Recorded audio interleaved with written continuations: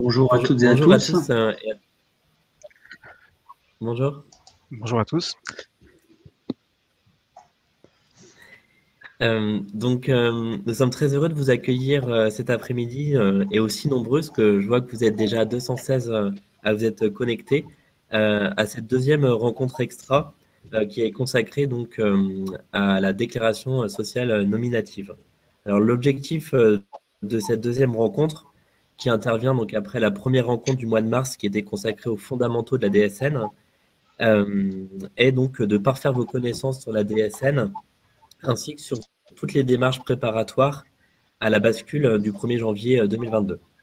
Donc la rencontre qu'on vous propose va s'organiser en 3 temps et devrait durer entre 1h30 et 1h45. Donc dans le premier de ces temps, on va vous présenter la DSN, dite tout simplement, en vous présentant donc les grands principes de la DSN, les modalités de déclaration, ainsi que les grandes possibilités de correction des déclarations. Donc cette partie sera présentée par l'URSSAF Île-de-France avec ses 3 représentants aujourd'hui présents. Donc Axel Patrick, qui est la directrice régionale du recouvrement, et 2 de ses collaborateurs, donc Daniel Géraud et Mélanie Labarre. Ensuite, donc, on enchaînera donc avec Sébastien Pelletier, qui est délégué employeur à la CEPAM des Yvelines et qui vous présentera les modalités d'inscription donc à l'aide entreprise, ainsi que les démarches à faire pour fiabiliser les fichiers sources donc avant la première déclaration DSN.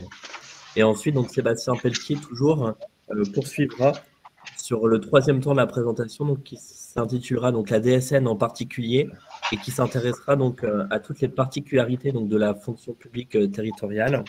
Donc, il abordera donc la gestion des arrêts de travail, des détachements, des élus et des agents intercommunaux. Donc, l'idée, c'est de vous montrer en fait comment en fait la DSN a été adaptée pour la fonction publique et répondra donc à vos enjeux en fait de déclaration. Donc, ce qu'on vous propose, c'est de répondre aussi à vos questions au fil de l'eau. Donc, peut-être à la fin en fait de chacun des temps de présentation, on consacrera en fait un temps en fait de réponse à vos questions. Donc, vous pouvez en fait nous interroger en posant donc des questions et elles apparaîtront donc pour tout le monde. Donc, soit on y répondra en direct, ou on prendra un temps donc à la fin de chaque présentation. Et pour ce faire aussi, on a d'autres collègues en fait que vous voyez aussi apparaître. Donc, on a Madame Bordillon et Monsieur Simon de la Caisse des dépôts et consignations, donc qui sont aussi présents pour répondre à vos questions sur les aspects cotisation retraite. Et on a Carolina Renaud de la CEPAM des Yvelines qui sera aussi là pour répondre à vos questions donc sur le chat, sur les questions donc propres à l'assurance maladie. Voilà. Ce qu'il faut aussi savoir, donc, c'est que cette présentation est enregistrée.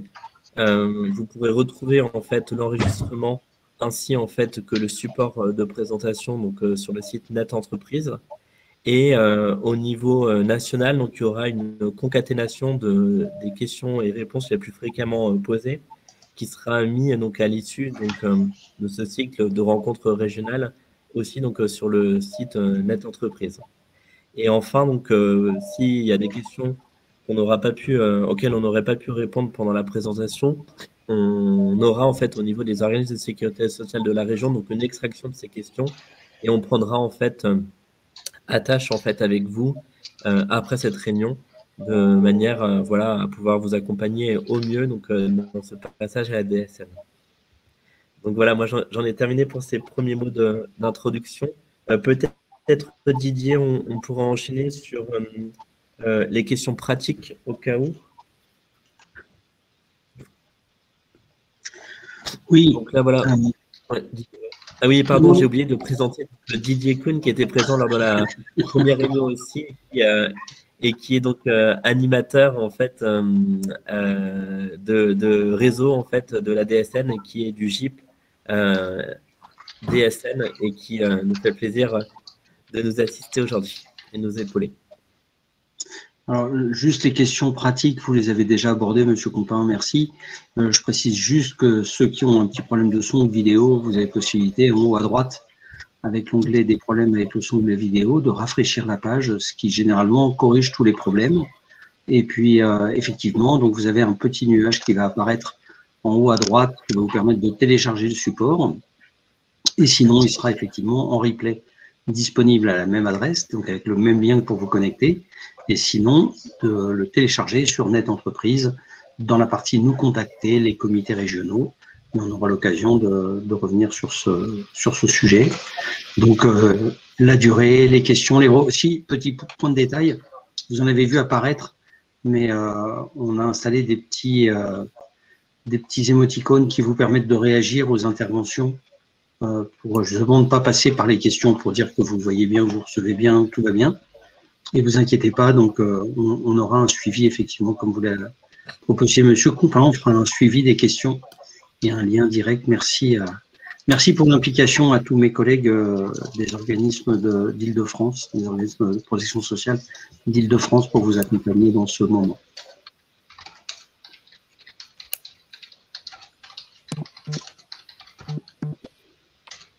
Bien, bah, Axel, donc je vous propose de commencer alors sur la première partie. Très bien, donc bonjour à tous. Je m'appelle Patrie, je suis la directrice régionale du recouvrement à l'URSSAF Île-de-France et donc on va vous rappeler quelques bases sur la DSN avant de passer à des situations un petit peu plus concrètes. Donc une première partie à 3 voix avec mes collaborateurs que sont Daniel Géraud et Mélanie Labarre. Donc la DSN tout simplement, qu'est-ce que c'est? La DSN, comme vous le savez, hein, c'est une seule déclaration pour remplacer tous les échanges que vous pouvez avoir de manière dématérialisée ou écrite entre les différents organismes de protection sociale. Donc c'est la loi du 22 mars 2012 qui vise à remplacer l'ensemble de ces déclarations et notamment les qui concernent et qui déterminent les droits des salariés en matière de retraite ou d'assurance maladie, qui permettent de recouvrer les cotisations applicables aux entreprises et aux établissements publics et qui permettent également à l'administration fiscale de disposer des informations relatives au prélèvement à la.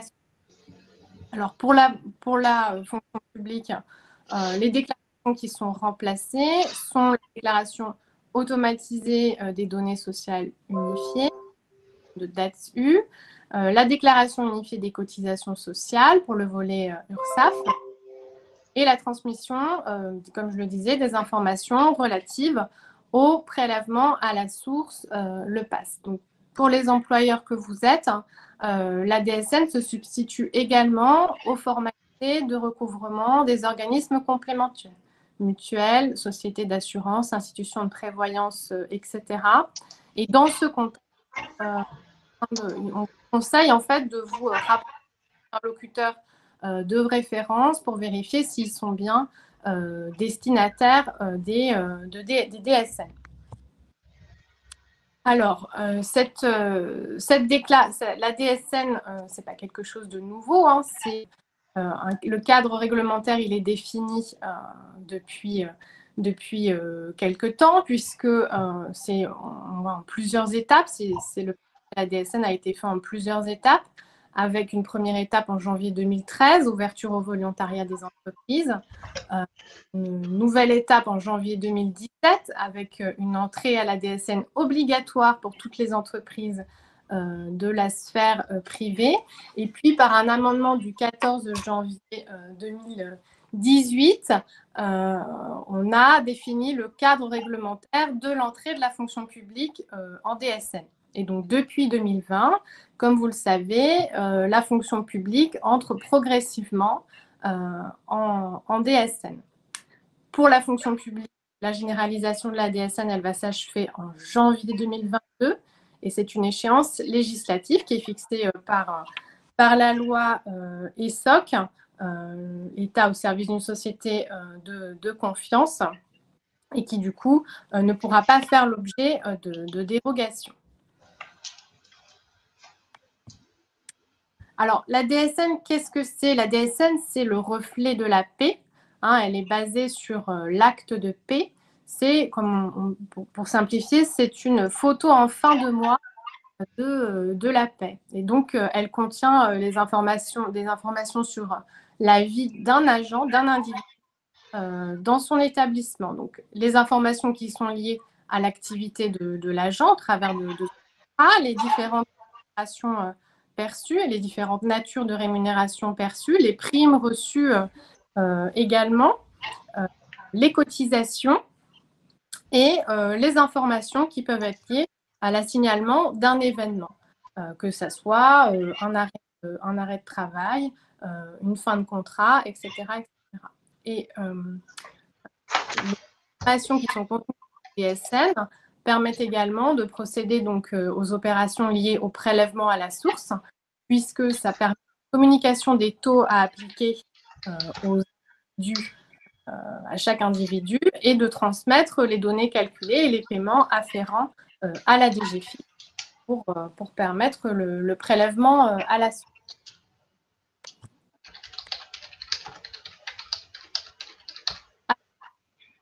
La DSN, c'est le reflet de la paix et tout ce qui intervient après la photographie de la paix à un instant donné doit être déclaré dans la DSN du mois suivant.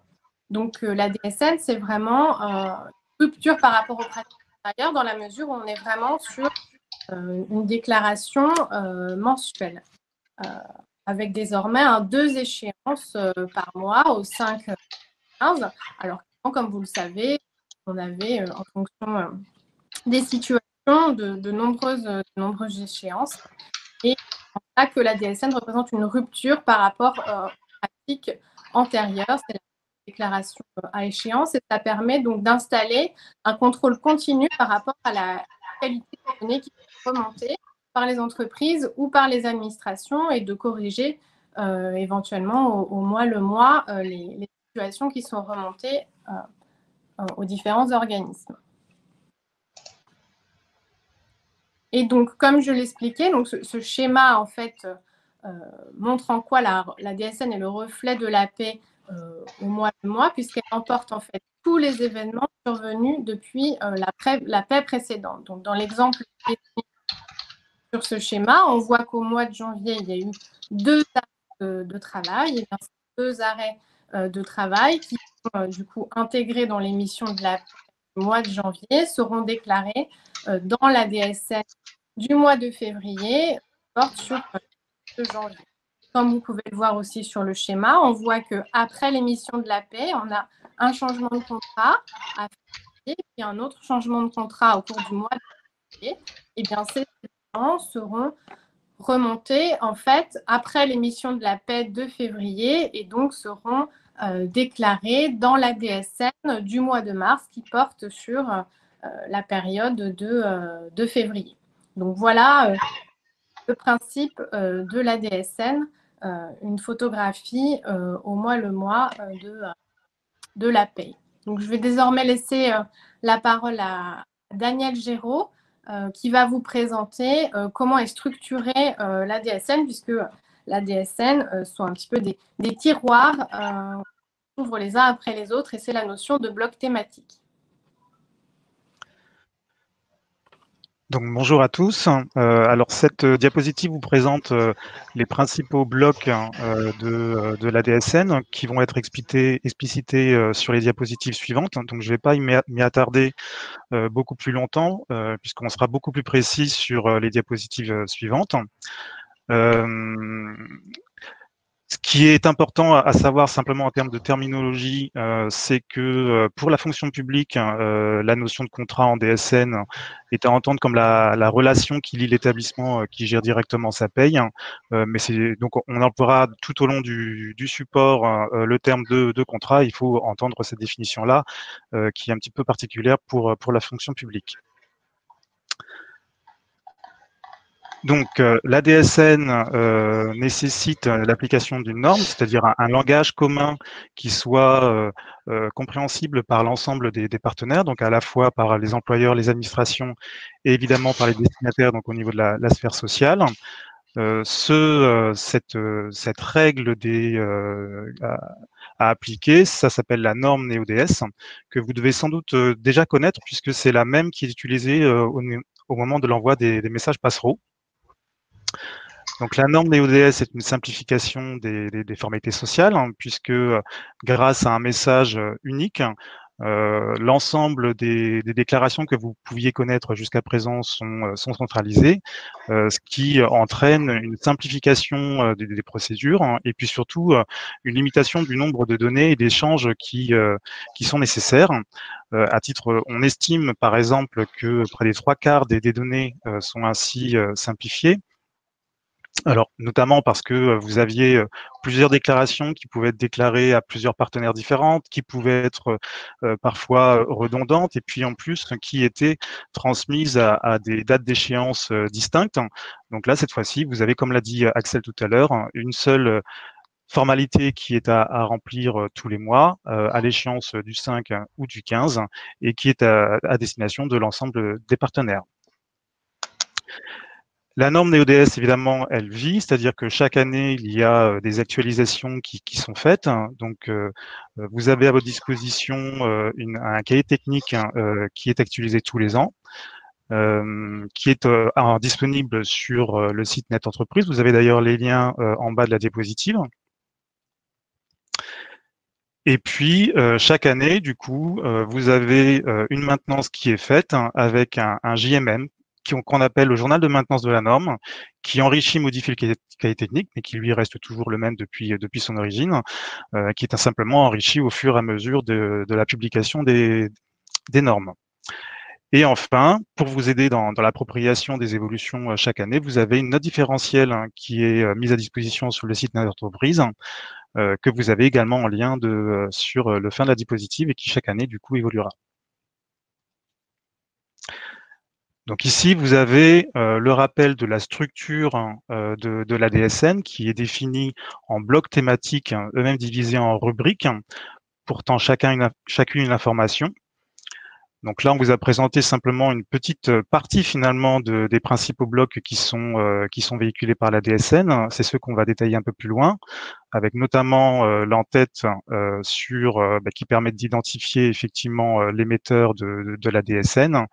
Le bloc 20 avec la déclaration et puis les données de la paye qui sont sur le bloc 21.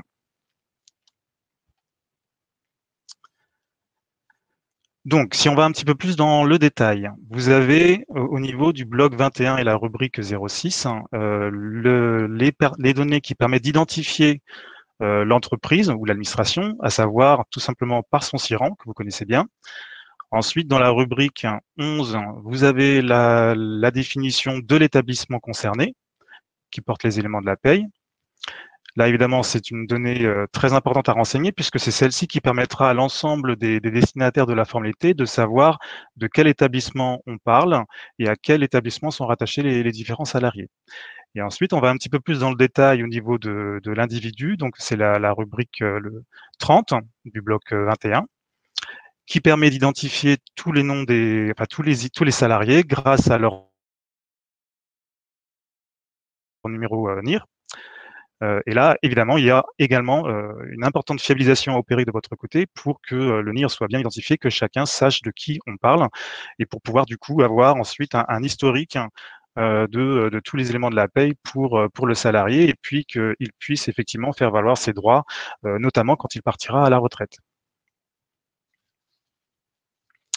Alors, si on va toujours un petit peu plus loin dans la norme des ODS, vous avez toujours au niveau des données individuelles le bloc contrat, qui est le bloc 40. Donc là, vous avez la définition du contrat, c'est-à-dire de ce qui lie l'individu avec son employeur. Vous avez notamment, par exemple, la quantité de travail qui est indiquée à cet endroit-là. Et puis, alors pour le numéro du contrat, en fait, par contre, soit c'est vous qui effectivement décidez du numéro de contrat à attribuer, soit il est défini automatiquement. Ensuite, vous avez tous les événements qui sont déclarés également au travers de la DSN. Donc ça, par exemple, ça peut être les arrêts de travail, les fins de contrat ou les suspensions de contrat. Donc ça, évidemment, c'est pas à renseigner systématiquement, mais dès lors que un événement particulier, dès que vous avez connaissance finalement d'un événement particulier, vous allez être amené à renseigner ces données. Dès lors que, par exemple, un contrat cesse ou qu'un salarié change d'établissement, qu'il change de nature d'emploi, qu'un arrêt de travail, effectivement, est connu pour un salarié.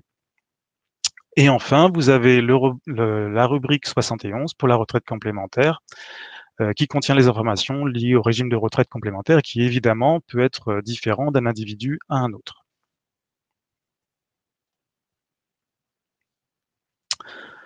Enfin, vous avez deux éléments essentiels au niveau des données individuelles également. C'est la base assujettie, donc le bloc 21, rubrique 78, qui permet la déclaration des sommes des montants assujettis de manière homogène, donc toutes les sources qui rentrent dans le calcul des cotisations de revenus. Et c'est donc sur cette base que le recouvrement des cotisations est réalisé. Et puis, associé à la base assujettie, vous avez la cotisation individuelle, donc la rubrique 81, qui permet de déclarer le montant de cotisation, qui est soit proportionnel en fonction du pourcentage par rapport à la base assujettie, soit défini de manière forfaitaire.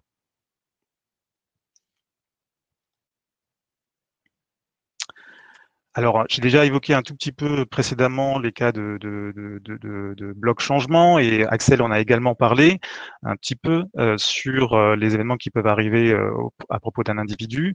Vous avez deux blocs, le bloc 31 et le bloc 41, qui vont vous permettre d'émettre ces blocs changements, soit pour l'individu, soit au niveau du contrat. Donc, par exemple, pour un individu, admettons, vous avez un numéro NNI provisoire, un NIA, du coup, effectivement, vous allez avoir besoin d'appliquer ces rubriques-là pour finalement permettre de déclarer, une fois que vous avez le NIR officiel qui a été défini, d'indiquer que cet individu, finalement, son NIR est celui-ci. Et puis, au niveau des blocs contrats, vous avez évidemment tous les changements. Quelqu'un qui change d'emploi au fur et à mesure, effectivement, devra être enrichi via ces blocs-là. Donc, ces données sont essentielles à être renseignées de manière fiable et de manière continue, c'est-à-dire au fur et à mesure de la vie du salarié au sein de l'entreprise, puisqu'il permettra de le retrouver d'un mois sur l'autre et que tous les organismes puissent effectivement comprendre ce qui est arrivé sur cet individu et puis du coup faire valoir ses droits.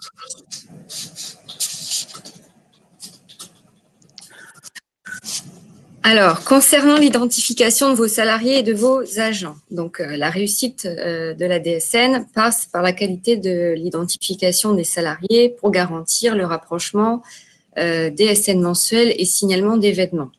Donc, chacun de vos salariés, de vos agents doit être correctement identifié dans la DSN, soit par un NIR certifié, qui garantit un bon suivi en DSN. Donc, le NIR certifié, ça correspond au numéro de sécurité sociale, ou à défaut, un numéro technique temporaire, qui est un identifiant provisoire en attendant d'avoir le NIR. Vous avez un outil disponible sous Notre Entreprise qui vous permet de vérifier la conformité des éléments que vous avez transmis. Cet outil s'appelle le bilan d'identification des salariés. Et donc, après chaque dépôt de DSN mensuel, le dispositif met à votre disposition le bilan d'identification des salariés, de vos agents, dès lors qu'une anomalie est présente, qu'elle soit bloquante ou non bloquante. Donc, en résumé, vous avez deux blocs importants à utiliser au niveau de l'identification. Donc, le bloc 30, qui permet donc de déclarer les éléments d'identification des individus, et le bloc 31, qui est le bloc changement individu, et dans le cas où vous apportez une correction suite à une erreur déclarative ou vous souhaitez faire une modification.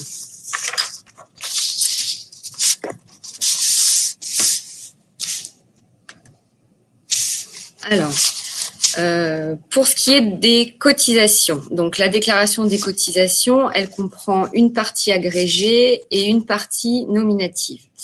La cotisation agrégée, c'est un total de cotisations dont l'établissement est redevable.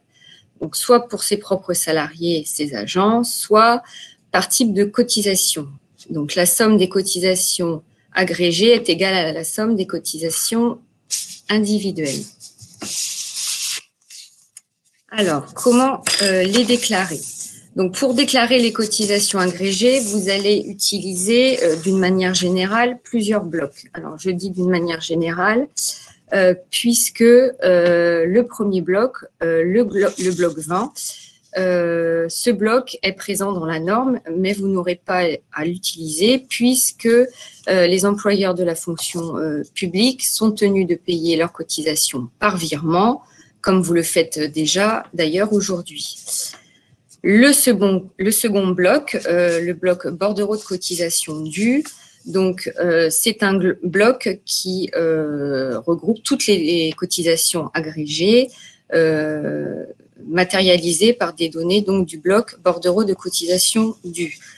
C'est un bloc où vous trouverez aussi le montant total des cotisations de l'établissement pour ses propres salariés et pour son propre compte.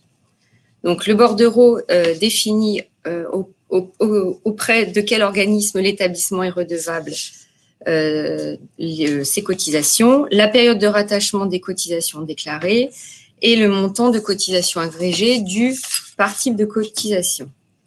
Et ce bordereau ne peut porter que sur les cotisations et les réductions d'un mois civil, c'est-à-dire le mois d'une déclaration courante.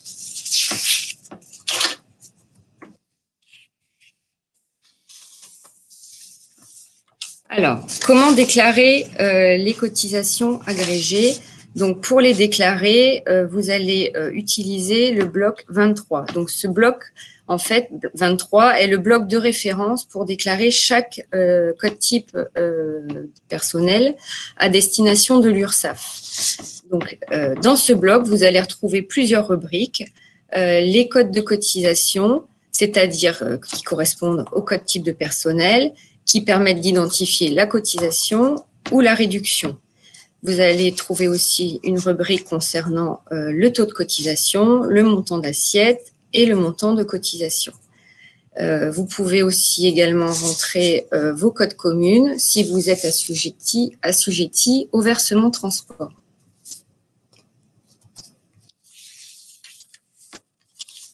Alors, petite particularité pour ce bloc établissement, le bloc 82. Ce bloc permet de renseigner d'éventuelles cotisations imputables à l'établissement, comme par exemple le fonds de formation. Par contre, attention, ce ne sont pas des cotisations attachées à des salariés, mais ce sont des contributions. C'est un calcul de cotisation globale due par l'établissement ou par l'entreprise. Donc, par exemple, la contribution sur l'obligation des travailleurs handicapés, on est bien sur une cotisation imputable à l'entreprise déclarée sur un seul établissement.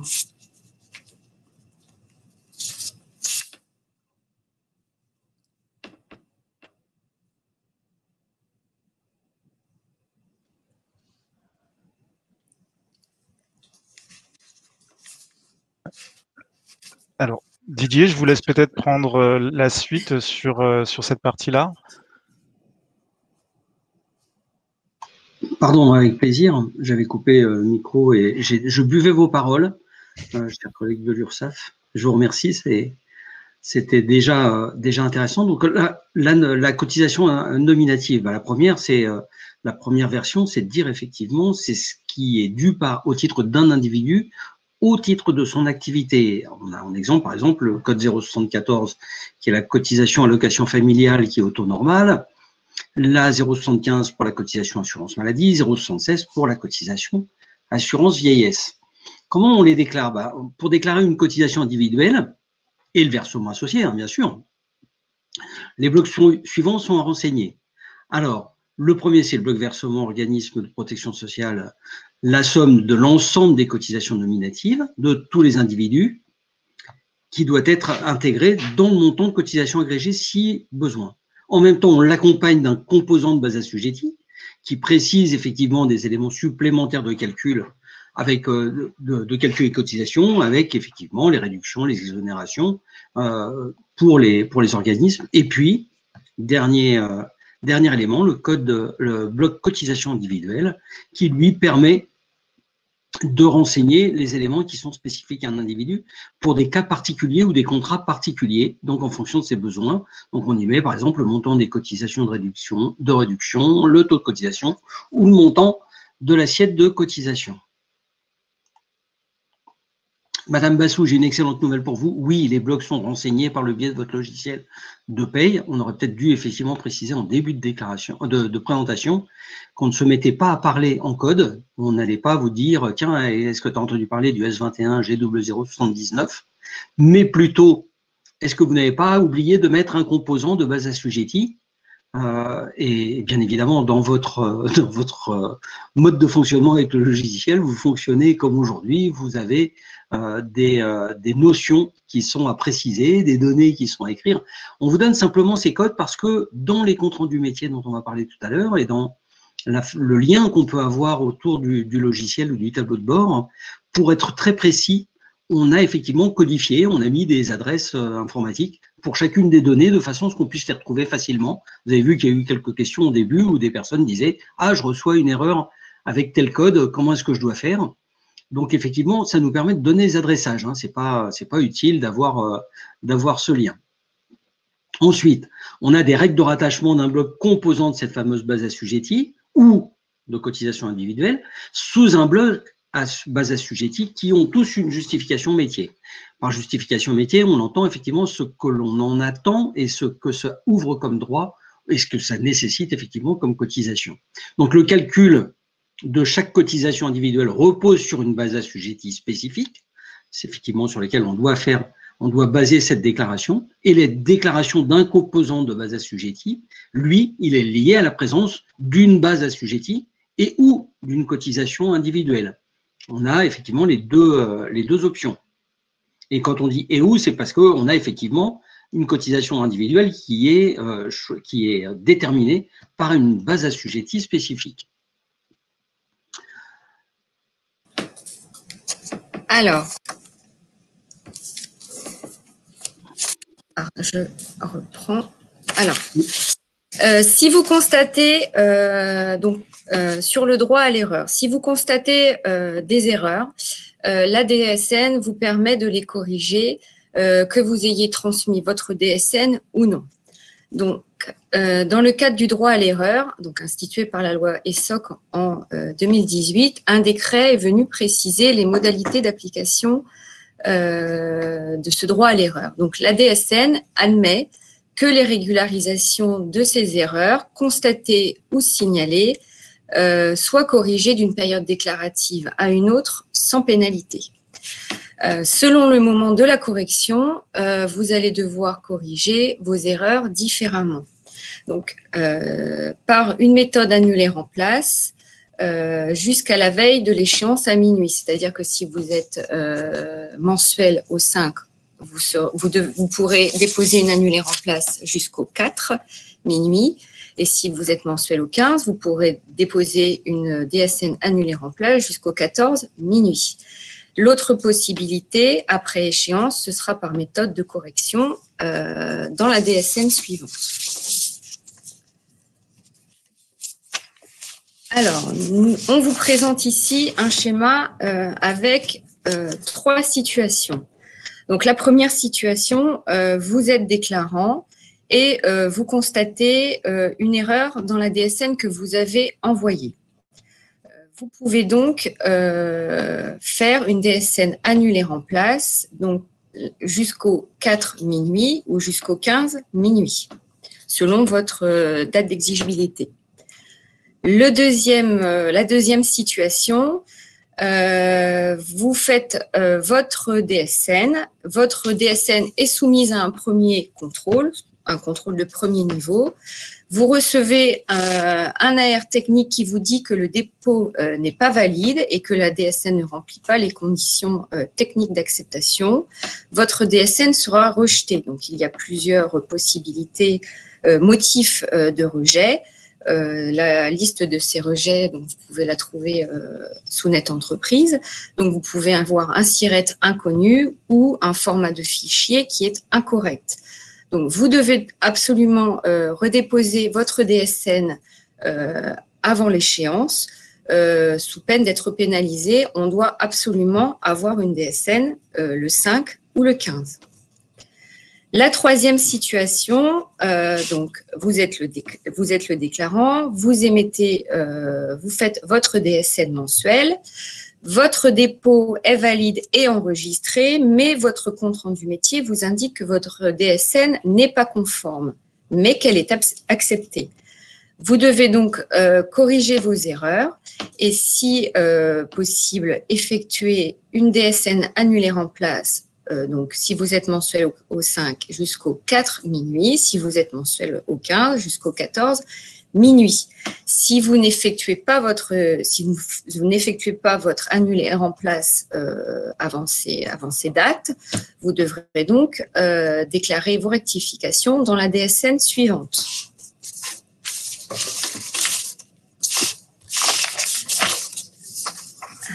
Alors, corriger les calculs financiers. Donc, vous avez, donc on a vu dans la précédente slide, donc les différents moments où vous pouvez modifier donc vos déclarations. Une fois que vous avez passé votre échéance, donc vous allez être sur une DSN annule, une DSN de régularisation, vous allez avoir deux méthodes pour régulariser, une méthode différentielle et une méthode annulaire en place. La méthode différentielle, bon, vous allez tout simplement alimenter avec la différence entre le montant initialement déclaré et celui qui est attendu, et une méthode annulaire en place. Donc là, vous allez devoir corriger complètement ce que vous avez au préalable déclaré, puis déclarer le montant correct dans un nouveau bloc.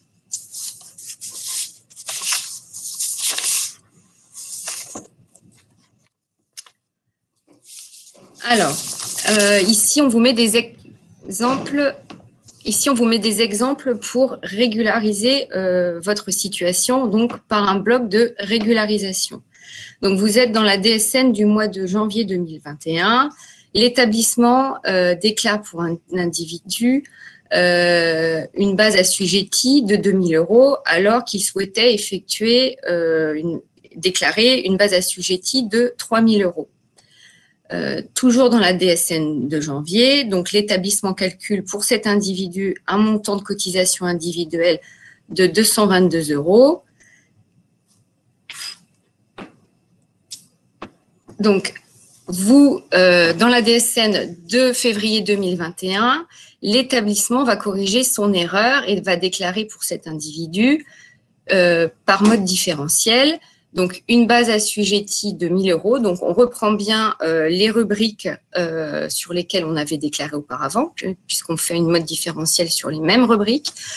Donc, on déclare donc une base assujettie de 1 000 €, qui est la différence entre les 3 000 € initialement déclarés et la différence que vous souhaitez avec la base que vous souhaitez mettre.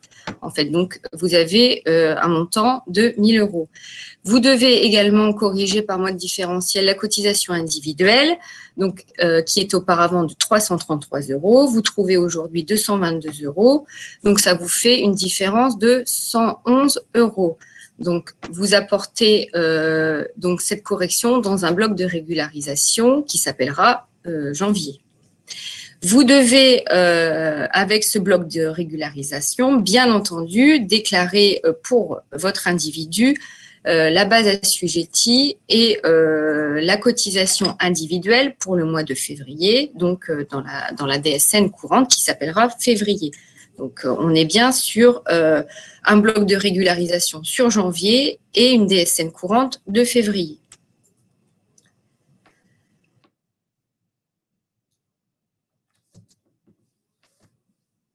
Alors, par méthode annule et remplace. Alors, donc, dans la DSN de février, vous allez toujours corriger votre erreur, mais cette fois-ci par une déclaration annule et remplace.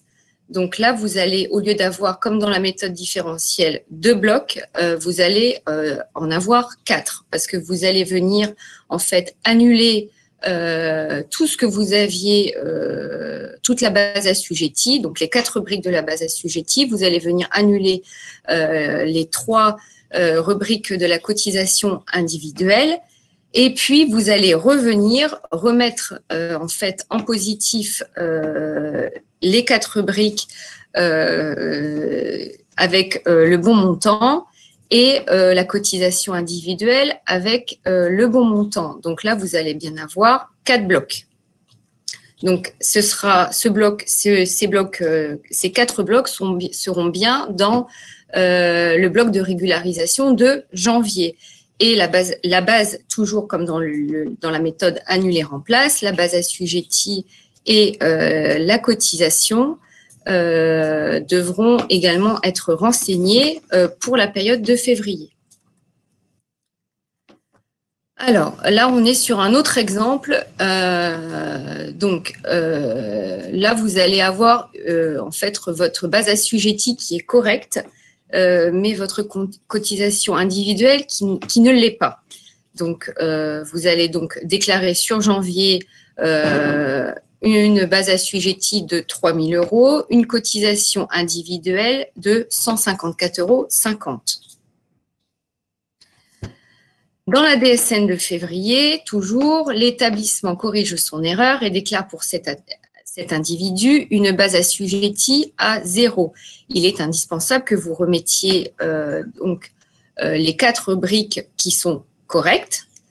Et d'ailleurs, vous voyez que comme il s'agit d'un bloc de régularisation toujours, vous voyez que les dates de début de rattachement et les dates de fin de rattachement, d'ailleurs comme les exemples précédents, on est bien sur une période de rattachement de janvier.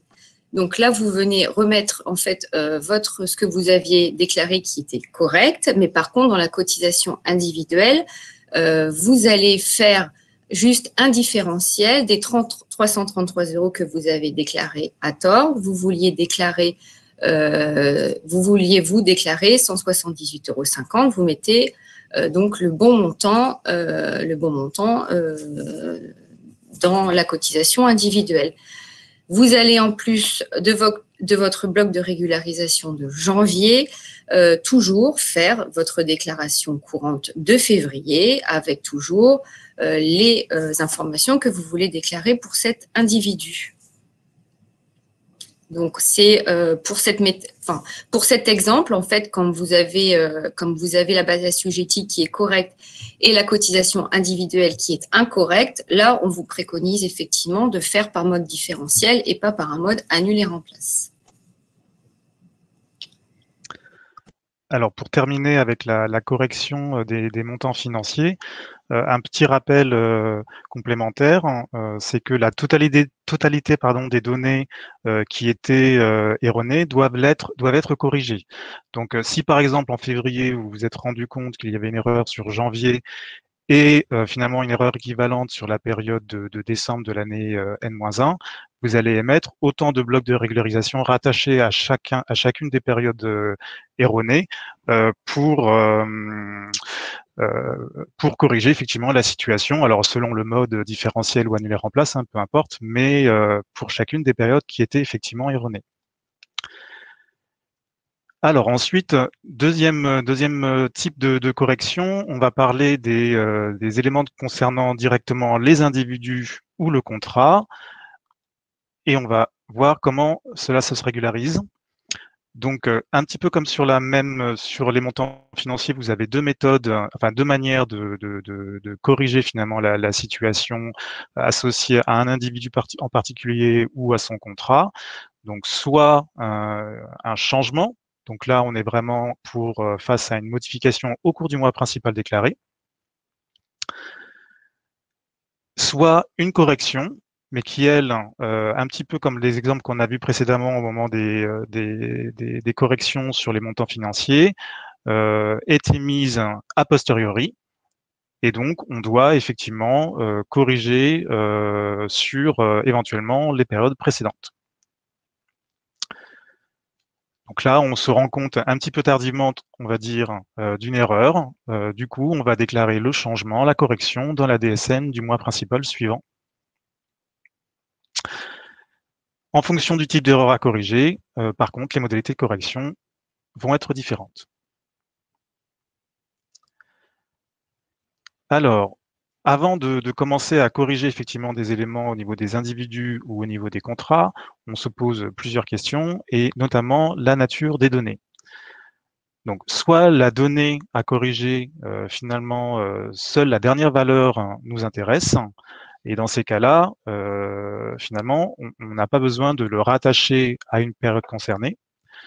On va simplement indiquer la nouvelle valeur, et elle va écraser, annuler et remplacer la précédente qui avait été déclarée dans les DSN, précédentes. À titre d'exemple, si on avait plusieurs modifications de cette donnée au cours du mois, nous n'aurions pas besoin de déclarer chacune des modifications, mais simplement la dernière valeur qui est connue au moment de l'établissement de la paye. Ensuite, deuxième type de nature de données, donc une nature de données pour laquelle il y a une importance avec la période à laquelle elle est rattachée. C'est notamment les cas de valeurs qui ont un impact sur les droits. Donc dans ces cas-là, on doit effectivement déclarer le changement d'individu ou le changement de contrat, hein, tout dépend, associé à une nouvelle valeur et à la date de modification à partir de laquelle la modification a lieu. Deuxième type de question à se poser avant d'émettre une modification, c'est le périmètre des données. Là, on va parler de données identifiantes ou de données non identifiantes. Donc les données identifiantes, là, on a besoin effectivement de mettre en relation l'ancienne et la nouvelle valeur pour que chaque organisme, chaque destinataire de la formalité sache de qui l'on parle. Par exemple, on avait un numéro de sécurité sociale provisoire et on doit finalement émettre la modification pour indiquer à l'ensemble des partenaires le numéro définitif qui a été attribué. On va avoir besoin de rappeler l'ancienne valeur pour ensuite mettre la nouvelle. Donc, on va voir un petit peu plus loin comment ça se précise exactement dans la DSN. Et puis, les données non identifiantes, pour laquelle la date de survenance du changement porte impact sur la protection sociale. Donc, ça, c'est la deuxième type de périmètre de données. Et chaque événement déclaré au sein d'un bloc changement doit être daté, hein, puisque à chaque fois, effectivement, on a une date de valeur. Et on va le retrouver dans une zone spécifique des blocs individus ou contrats.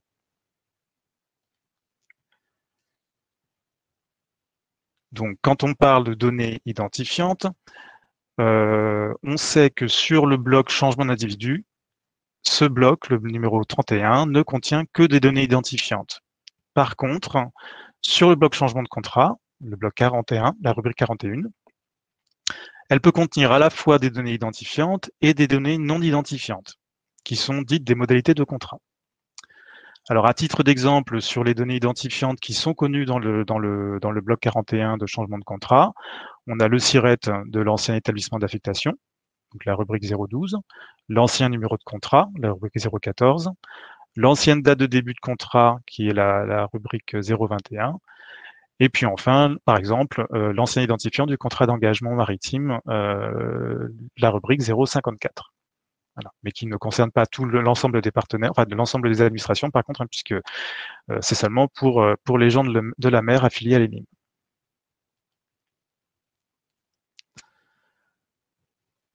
Alors, en termes de modalités déclaratives, donc à chaque fois que vous avez connaissance d'une donnée identifiante qui change, il faut absolument la déclarer au travers de la DSN qui suit le moment à laquelle vous avez connaissance effectivement de ce changement, de cette modification.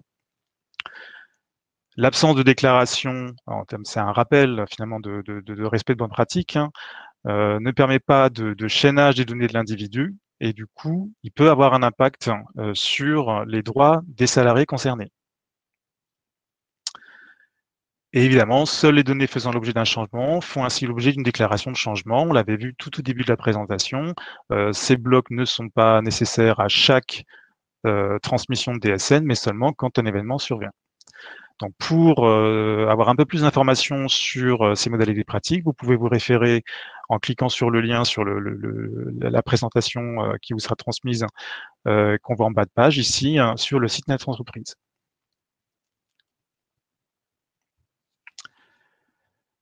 Alors, à titre d'exemple, on avait parlé tout à l'heure finalement d'un changement de numéro de sécurité sociale. Une personne qui avait un numéro provisoire, un numéro d'immatriculation d'attente, un NIA, qui était déclaré initialement sur les mois principaux déclarés, on parle de MPD, de janvier à mars, et finalement, on a connaissance le 15 avril de son numéro d'inscription au répertoire, son NIR. Donc, on devra le déclarer au niveau de la rubrique numéro d'inscription au répertoire. Donc, on renseigne le NIR attribué. Et on l'associe à un bloc changement, donc sur le bloc 31, avec deux rubriques, la date de la modification. Donc là, on parle du 15 avril, puisqu'on a connaissance, puisqu'elle est effective à cette date-là. Et on rappelle, c'est là qu'il est important effectivement de rappeler l'ancienne valeur, l'ancien NIR dans la rubrique 008, le NIA déclaré précédemment, afin que l'ensemble des partenaires puissent savoir à qui correspond le nouveau NIR attribué. Donc on a bien le lien entre les anciennes et les nouvelles valeurs. Pour un changement de modalité de contrat, donc là, on va plutôt se référer au bloc changement de contrat 41 et non pas au 31 comme on a vu précédemment. Il peut également avoir un impact sur les droits, notamment par exemple sur les modalités d'exercice du temps de travail, la rubrique 014. On renseigne la valeur antérieure, exactement comme on l'a vu précédemment. La valeur qui aurait dû être déclarée, dans le cas d'une correction. Et puis le bornage, c'est-à-dire on appelle ça la profondeur de recalcul de la paye, la date à partir de laquelle on va effectivement avoir cette modification des modalités du contrat. Donc qui peut avoir un effet en profondeur qui est antérieur à la DSN sur laquelle on déclare le bloc changement de contrat.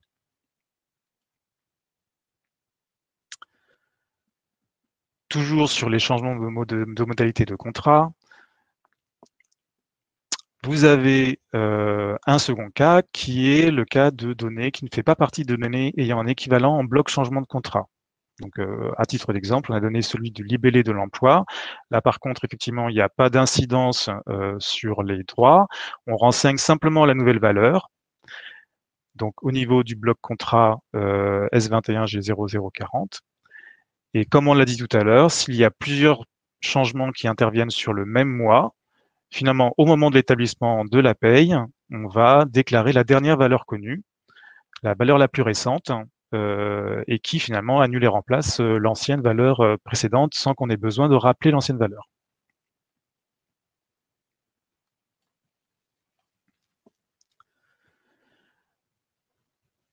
Donc, ces blocs changements de contrat, qu'est-ce qu'ils permettent? Ils permettent de reconstituer la situation administrative de l'individu à toute date ou de période à période.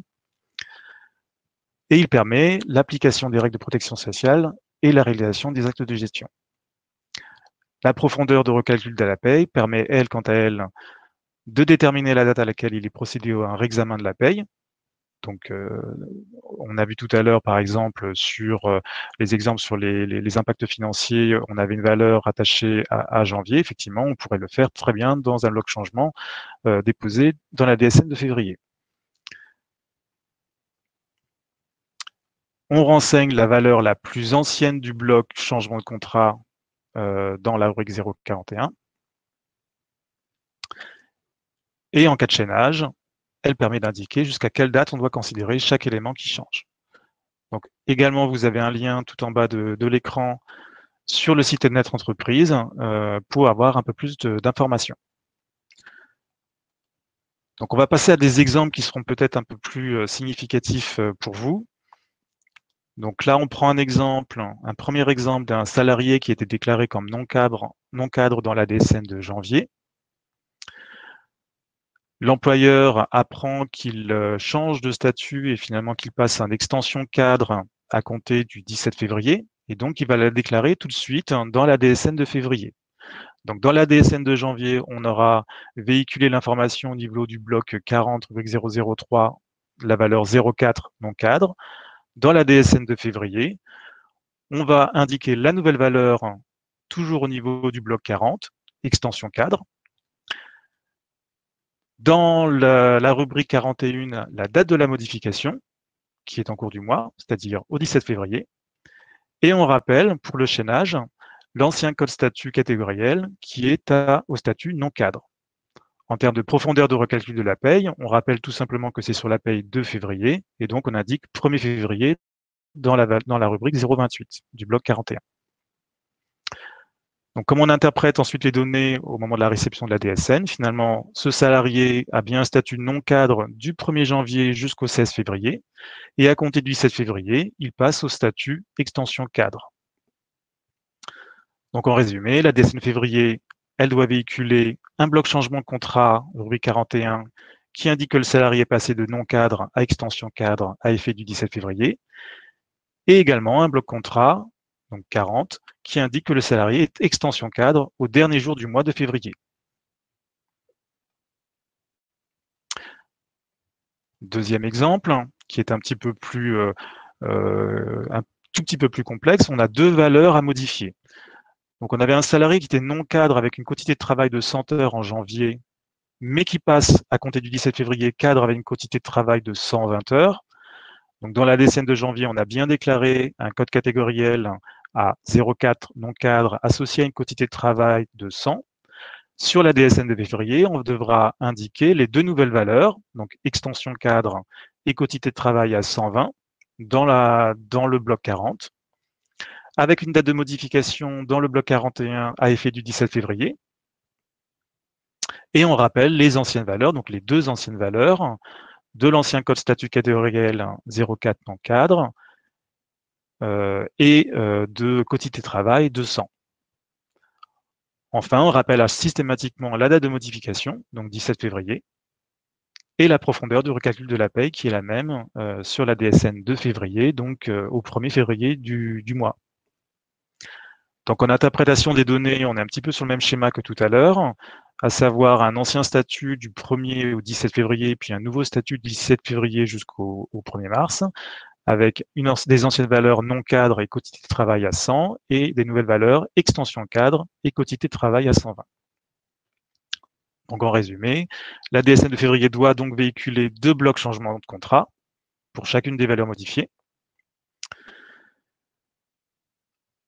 On borne la modification au 17 février et un bloc contrat 40 qui indique que le salarié extension cadre et quantité de travail de 120 au dernier jour du mois de février.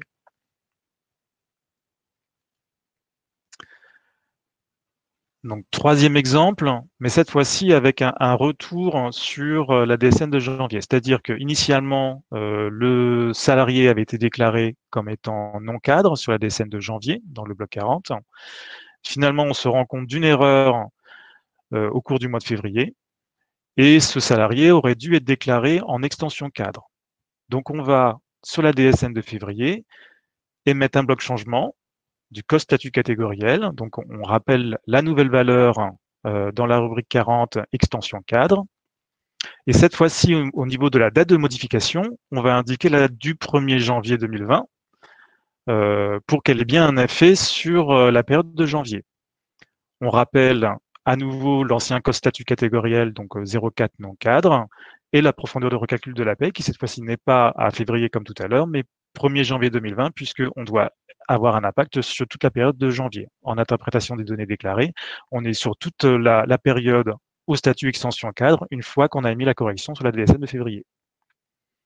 Donc en résumé, la DSN de février doit donc véhiculer un bloc changement de contrat, 41, qui indique que le salarié était bien extension cadre depuis le 1er janvier, et un bloc contrat 40 qui indique que le salarié est extension cadre au dernier jour du mois de février.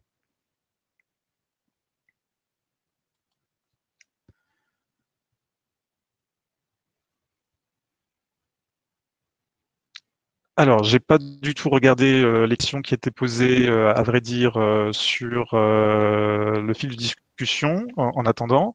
Donc, on a peut-être un petit temps de respiration pour essayer de répondre à certaines d'entre elles.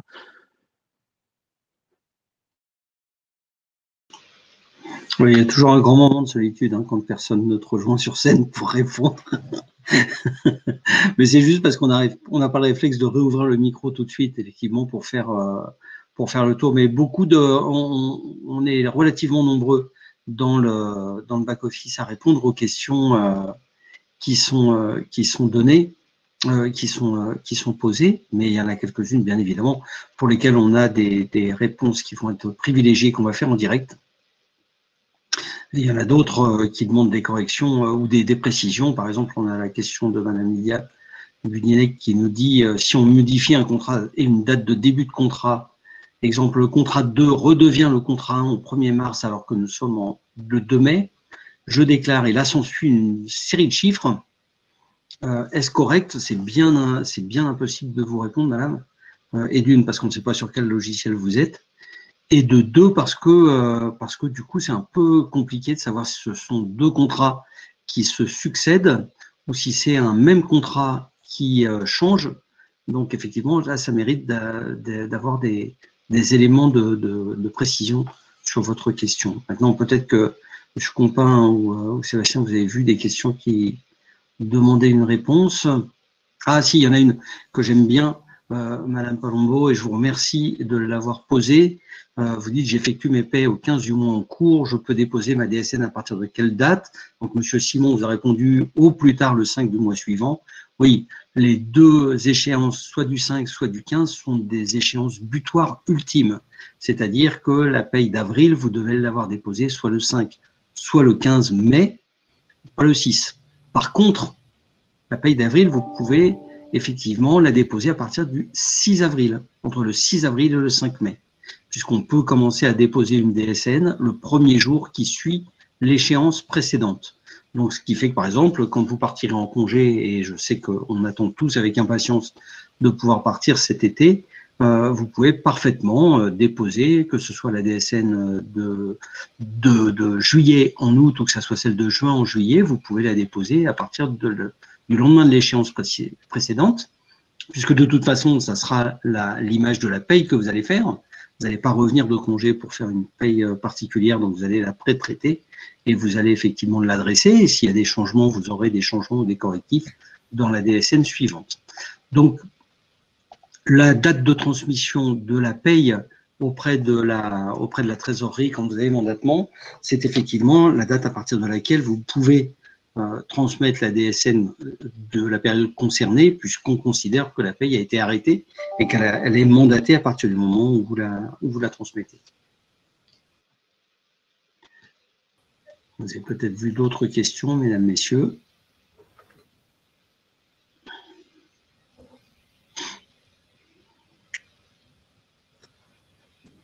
Non, Didier, enfin, j'ai pas repéré en fait de questions-réponses qui revenaient avec plus d'insistance que d'autres. Donc, on a essayé de maintenir une certaine fluidité là dans les réponses apportées aux différentes questions, même si je crois qu'il y en a quelques-unes où on répondra en fait en différé.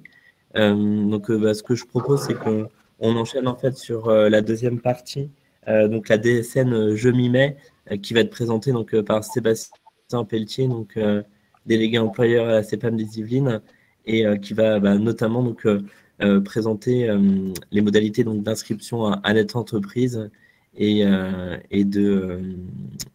d'enregistrement donc des fichiers sources. Donc Sébastien, je vous laisse la parole. Je vous remercie, Monsieur Compin. Bonjour à tous, Sébastien Pelletier, je suis délégué employeur à l'assurance maladie de la Caisse de Versailles. Et comme l'a dit Monsieur Compin, c'est moi qui vais vous présenter la suite en fait de ce webinaire. Le but aujourd'hui, on est bien conscient que vous avez eu énormément d'informations, mais on va revenir un petit peu sur les fondamentaux pour que ça soit plus facile pour tout le monde. Concernant Net Entreprise, pour la plupart, vous savez déjà ce que c'est. C'est le site internet géré par le groupement d'intérêt public dont Didier Kuhn appartient, mais ça va être l'outil qui va vous permettre de travailler sur la DSN. C'est tout simplement en fait le site internet où est condensé l'ensemble du déclaratif qui doit se faire de manière dématérialisée. Ça va être un incontournable pour vous dans l'utilisation de la DSN. Comme j'ai pu vous le dire, pour la plupart, vous avez sûrement déjà tous un compte Net Entreprise, mais je vais rapidement faire une petite piqûre de rappel pour les personnes qui potentiellement n'auraient pas de compte ou ne sauraient pas de quoi il s'agit. Alors, tout simplement, en imaginant le cas de figure que vous n'ayez pas du tout de compte sur Net Entreprise, donc la manière la plus rapide d'y accéder, c'est que vous allez directement sur Google et vous tapez Net Entreprise. En haut à droite du site internet, vous avez un carré jaune qui va vous demander tout simplement de vous connecter ou de vous inscrire. Là, comme vous pouvez le voir en fait sur la présentation, ça vous donne tout simplement en tant qu'administrateur la marche à suivre, le mode opérateur pour pouvoir vous rajouter tout simplement en fait l'outil DSN, et on y reviendra un petit peu plus tard au niveau de l'inscription. Si vous voulez, en tant qu'administrateur, vous le voyez assez rapidement, vous avez juste en fait à vous inscrire, à vous connecter, excusez-moi. En haut à droite, vous avez votre numéro de SIRET et votre profil de déclarant. En bas, en dessous de vos déclarations, vous avez un carré gris où vous avez en fait liste gestion, et à votre droite, ajouter la DSN du régime général. C'est un menu déroulant auquel vous avez juste à cliquer dessus en fait. Donc ça, c'est le cas le plus pratique, c'est quand vous avez déjà un administrateur inscrit et le compte Net Entreprise est déjà, on va dire, correctement paramétré. Là, je vais passer sur le cas de figure que je vous citais un petit peu plus en amont, c'est tout simplement les personnes ou les SIRET ou les structures qui n'ont aucun compte sur Net Entreprise, ce qui doit être assez rare, mais ça peut arriver. Donc, comme je vous le disais, en fait, vous allez juste aller sur le site internet et suivre le mode opératoire que vous avez sous les yeux sur la présentation. Comme on a déjà dû vous le dire en fait dans ce webinaire, vous devez en haut à droite de votre page internet de la rencontre vous avez en fait un petit nuage qui va vous permettre de télécharger directement en fait la présentation, et vous aurez juste à aller sur la diapositive 52 pour avoir la marche à suivre. Tout en sachant que, j'imagine que ça a déjà été dit, il y a une base de documentation sur Net Entreprise avec ce qu'on appelle des MOOC, ainsi qu'une chaîne YouTube avec énormément de tutoriels qui va vous montrer en fait en temps réel comment faire votre démarche et vous inscrire sur Net Entreprise. Donc, je ne vais pas m'attarder réellement sur le sujet. Vous avez la documentation, et de toute façon, on y reviendrait dans le temps d'échange au besoin, mais vous avez juste en fait à vous laisser guider, à vous inscrire sur Internet de la même manière que vous vous inscrivez sur d'autres sites Internet. Sauf qu'il est un petit peu plus sécurisé, ce site. Dès lors que vous avez souscrit, ça j'ai omis de le mettre, de toute façon, pour une première inscription, vous allez recevoir un mail auquel vous aurez juste à cliquer sur le lien pour le valider. Et comme beaucoup de téléservices sur Net Entreprise, dès lors que vous avez suivi le mode opératoire, vous devez attendre 24 heures pour que ça soit totalement actif, en sachant que même si pour vous, au niveau du téléservice de la DSN, il n'y a pas de réelle obligation en amont, on vous conseille quand même de le faire un petit peu plus en amont pour s'assurer que le compte Net Entreprise est bien paramétré pour vous, que vous avez un ou deux profils administrateurs qui va vous permettre tout simplement de passer le pas de la DSN plus sereinement quand vous arriverez sur l'échéance de 2022. Donc vraiment, pour résumer tout ça, dès à présent, vérifiez que sur le compte Net Entreprise de votre SIRET ou de votre structure, vous ayez un ou deux administrateurs, des déclarants, des coordonnées à jour. Et si pour X raison, vous avez un doute, vous avez besoin d'un accompagnement, sachez qu'il y a la ligne téléphonique de Net Entreprise, les MOOC, la base de documentation, les tutoriels qui sont sur YouTube. Donc à la limite, vous avez juste à taper sur le moteur de recherche de Google l'aide dont vous avez besoin, ça va vous donner directement un lien où vous allez recevoir un accompagnement. Donc, pour revenir en fait au sujet du jour, à savoir la DSN, comme on a pu vous le dire, en fait, la DSN, c'est un flux mensuel auquel l'administration va prendre pour argent comptant en fait les informations que votre structure va nous envoyer. Ce qui implique qu'il y a un travail à faire en amont, à savoir vérifier les numéros de SIRET que vous gérez, ainsi les lieux de travail, les informations qu'il y a à voir sur les SIRET, puisque nous, si les changements ne sont pas faits, on va recevoir en continu des flux qui ne sont pas bons. Et là où je pense qu'on va avoir pas mal de questions, il faudra vérifier impérativement les numéros de sécurité sociale des individus qui sont dans votre structure.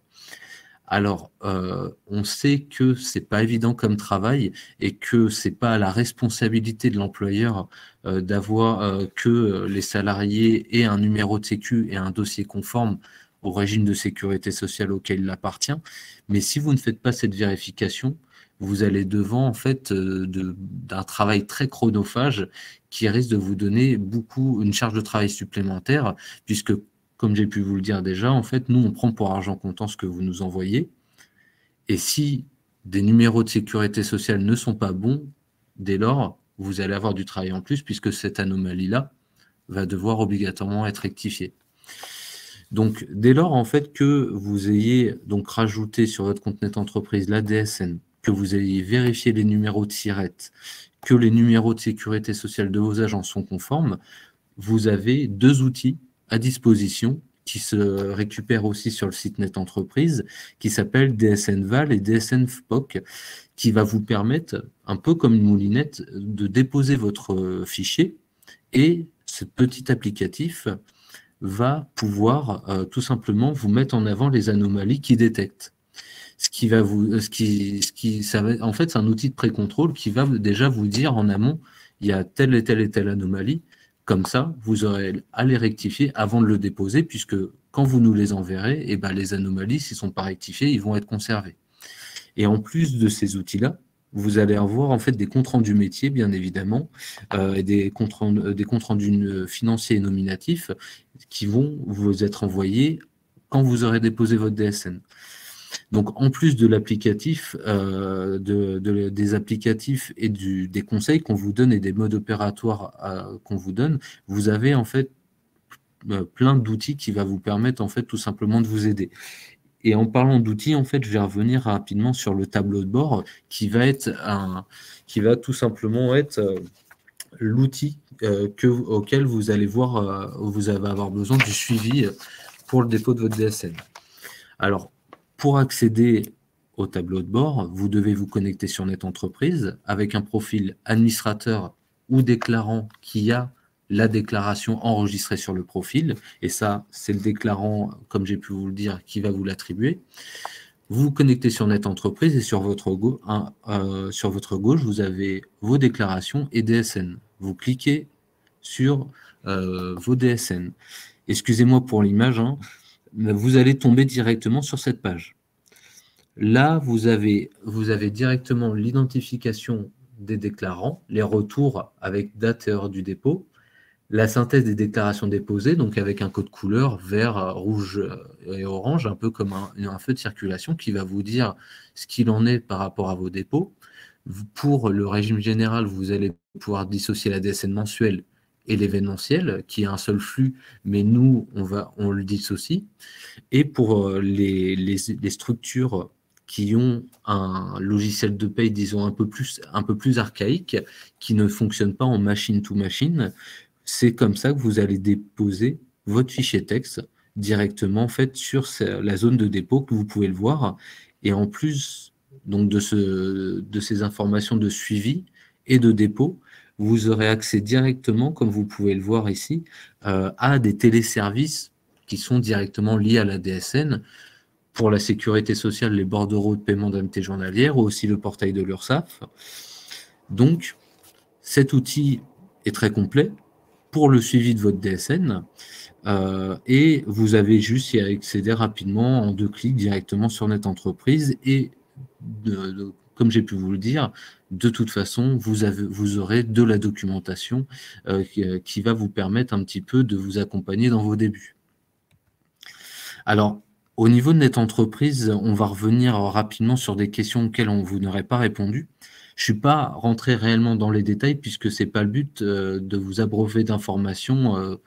Ça serait peut-être un petit peu trop dense, mais pour résumer, rassurez-vous d'avoir un compte Net Entreprise avec les coordonnées et les bonnes personnes bonnes, qu'un ou deux déclarants soient sur le compte du numéro tirette et de vous rajouter le téléservice avant le 1er janvier. Vous n'avez pas d'obligation, mais au moins vous pourrez démarrer sereinement parce que comment dire, vous aurez paramétré correctement pour la suite, en fait. J'ai peut-être laissé la parole à Didier Kuhn pour revenir sur des questions que je n'aurais pas vues sur le chat.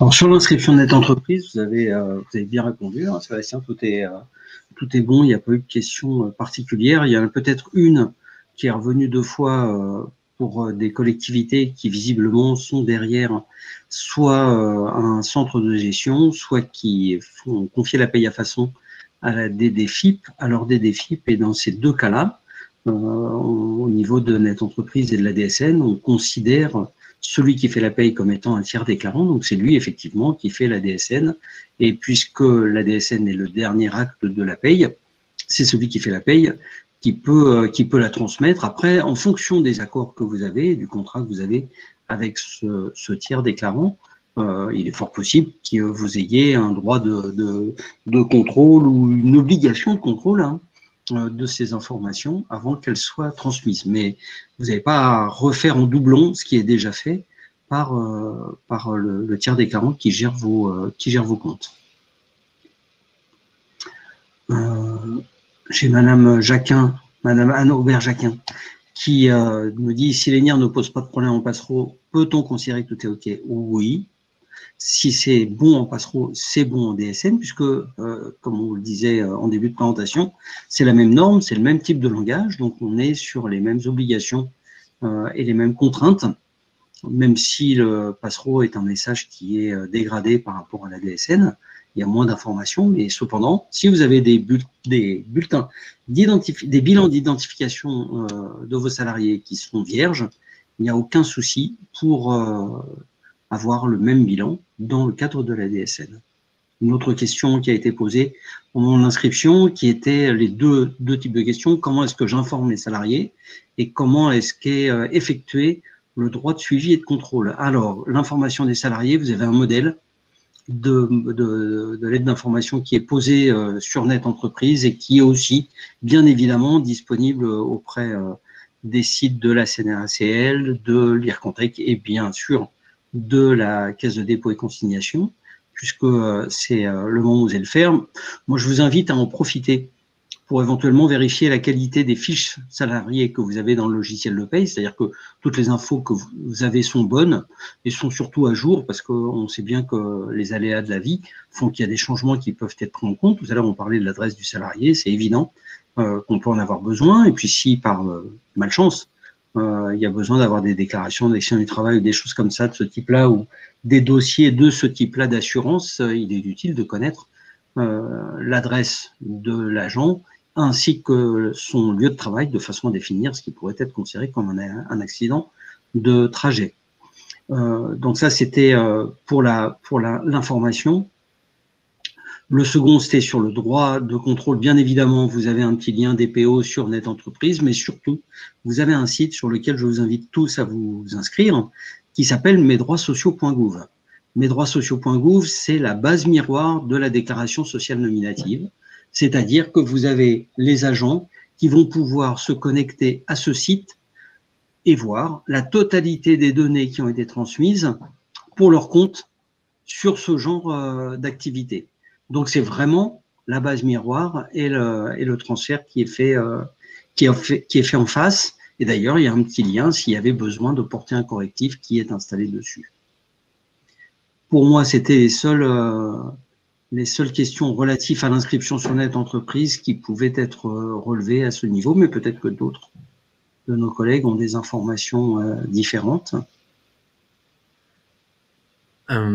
Très bien. Alors, je vois quelques questions qui ont été posées, mais je sais que Carolina va pouvoir y répondre à l'écrit.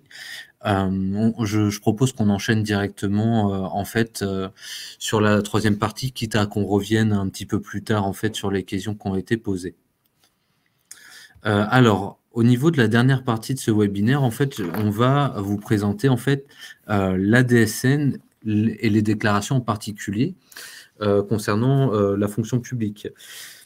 L'ADSN, si vous voulez, a été pensée et s'adapte aux particularités de la fonction publique. Cette présentation n'est pas une formation en soi, c'est plus un mode opératoire à suivre, ainsi que je vous montrerai un petit peu plus tard, vous aurez des fiches consignes pour pour tout simplement en fait chaque cas particulier, et on reviendra de toute façon avec des questions que vous pouvez avoir avec Didier. Alors, on va commencer directement en fait sur pour ce qu'on considère nous en fait la définition de la notion en fait de quotité de travail au sens de la DSN. Ça correspond en fait au temps de travail contractuel du salarié. Les quotités de travail à déclarer en heures hebdomadaires ou mensuelles pour le fonctionnaire. Nous, on a besoin d'avoir ces informations-là tout simplement pour savoir de quel régime il va dépendre.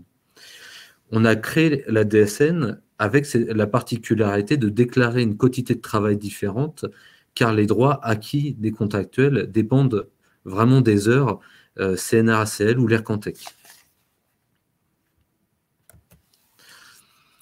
Au niveau, en fait, on vous a parlé souvent en fait, sur l'ensemble de cette présentation, la rubrique d'unité S21.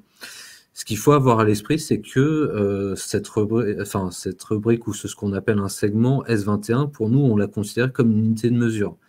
Vous allez retrouver la quotité de travail de référence de l'entreprise pour la catégorie du salarié sur la rubrique que vous pouvez voir, la S21.G00.40.012. La rubrique à remplir sur les temps de travail pour les agents au même poste, mais pas le même temps de travail, pour que nous, on fasse un différentiel.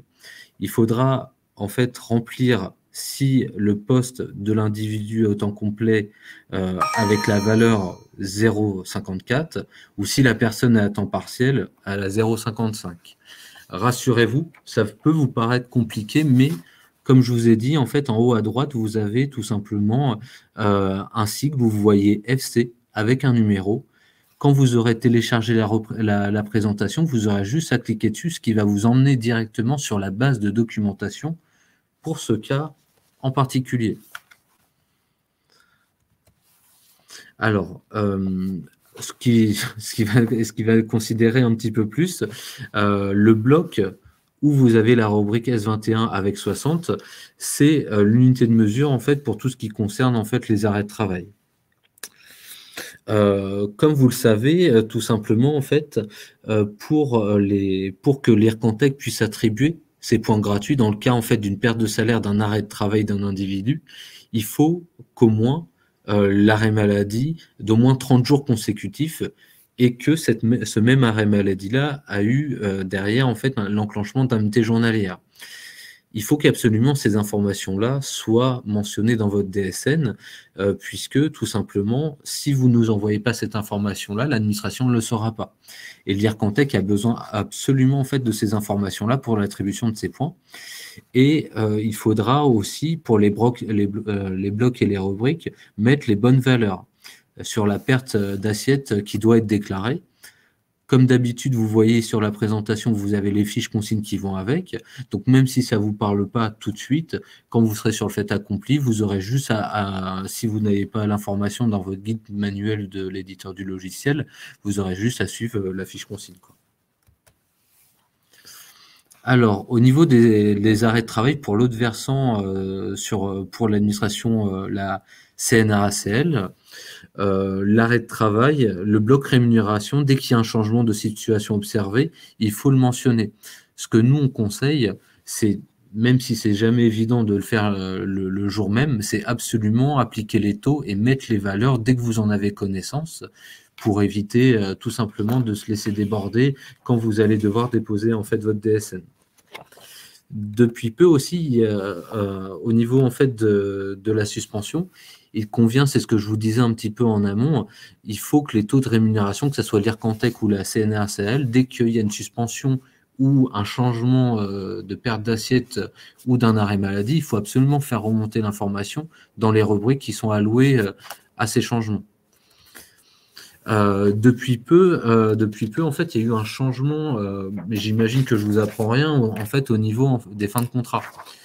Les fins de contrat, si vous voulez, depuis peu, les fonctionnaires ou ceux qui sont liés à la fonction publique peuvent prétendre en fait à toucher le Pôle emploi ainsi qu'à des heures de formation, mais que dans des cas très encadrés. Comme vous pouvez voir en fait sur la notion de FP, dans la présentation, ça vous concerne directement. Donc, il n'y a même pas à réfléchir, ce sont des choses auxquelles, même si c'est très encadré, vous allez voir directement en fait ce qui va vous concerner dans le guide d'utilisateur, auquel cas, quand il y a la fin de contrat et que vous allez faire votre signalement, si aucun ne correspond à la liste des motifs là, vous pourrez toujours mettre le 99 comme vous pouvez le voir. Comme je suis bien conscient en fait qu'on vous a donné beaucoup d'informations d'un coup, on va peut-être s'arrêter à 5 minutes pour revenir, peut-être pour ajouter des détails sur ce que j'ai déjà dit, et je vais peut-être laisser la parole à Didier Kuhn qui va peut-être revenir sur des choses auxquelles je n'aurais peut-être pas assez détaillé. Alors, normalement, là donc, comme vous le présentez, Sébastien, on a effectivement des normes, des données à l'intérieur de la norme qui sont spécifiques à la fonction publique, qui sont présentées avec le entrecrochet FP pour préciser ce qui est attendu de votre part.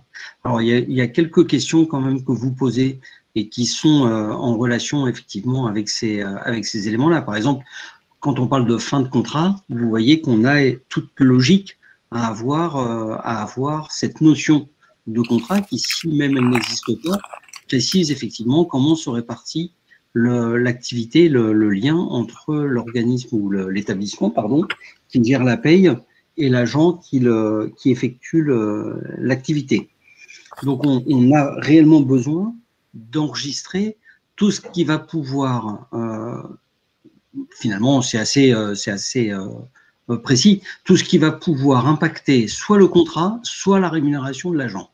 Si la rémunération est maintenue, et il y a pas mal de questions auxquelles nos collègues de l'assurance maladie vont vous répondre, hein, ne vous inquiétez pas, sur la subrogation ou autre.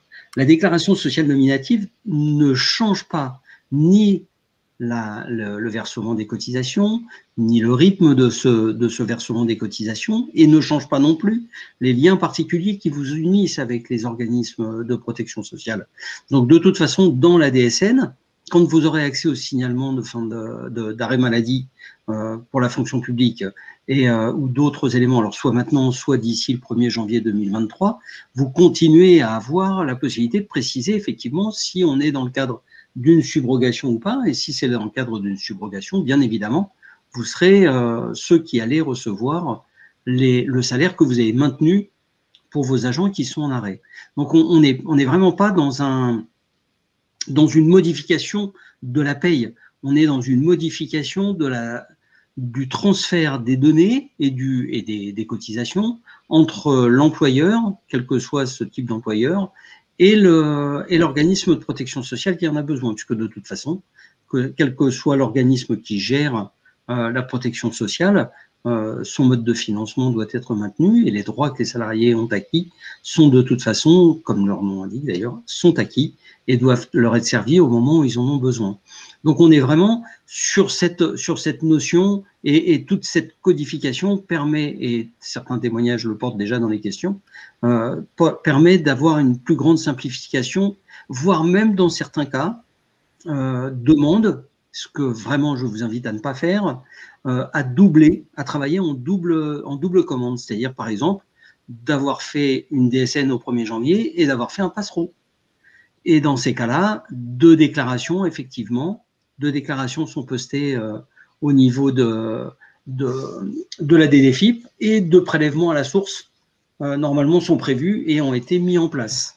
La même chose, mais là moins impactante peut-être, mais tout aussi perturbante, si vous avez en double commande un signalement d'arrêt de travail dans la DSN et une DSIJ. Ça veut dire que dans les deux systèmes qui sont côte à côte, parallèles, vous rentrez une même information qui, du coup, est injectée dans l'organisme de protection sociale comme étant en défaut.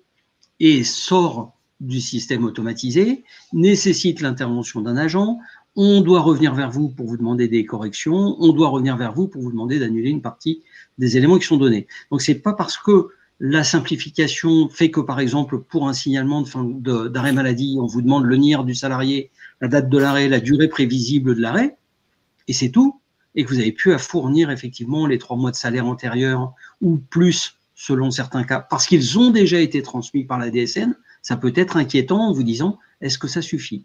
Oui, ça suffit parce que ce qui est demandé dans la DSN ne l'est que parce que c'est une information qui manque.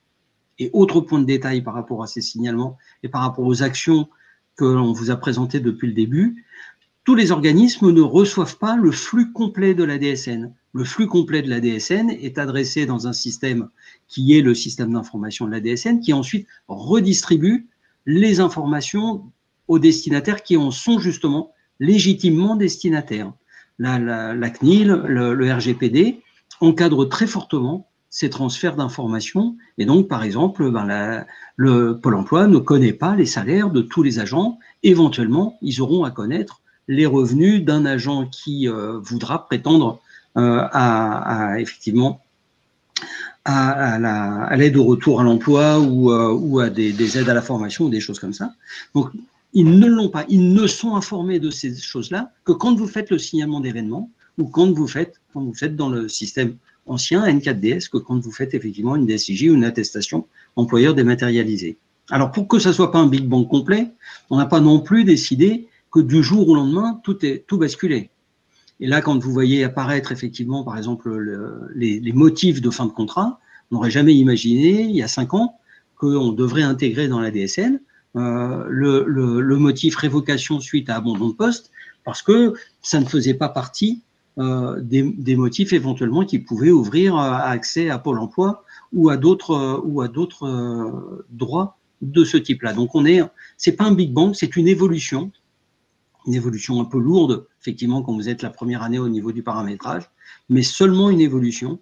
On ne change pas les conditions de la paye, on fait évoluer. Alors, quelquefois, on avait eu le décalage de paye ou des éléments comme ça qui étaient, on va dire, un peu sur le fil du rasoir par rapport aux droits, parce que la DSN s'appuie sur 2 droits qui sont quelquefois antagonistes.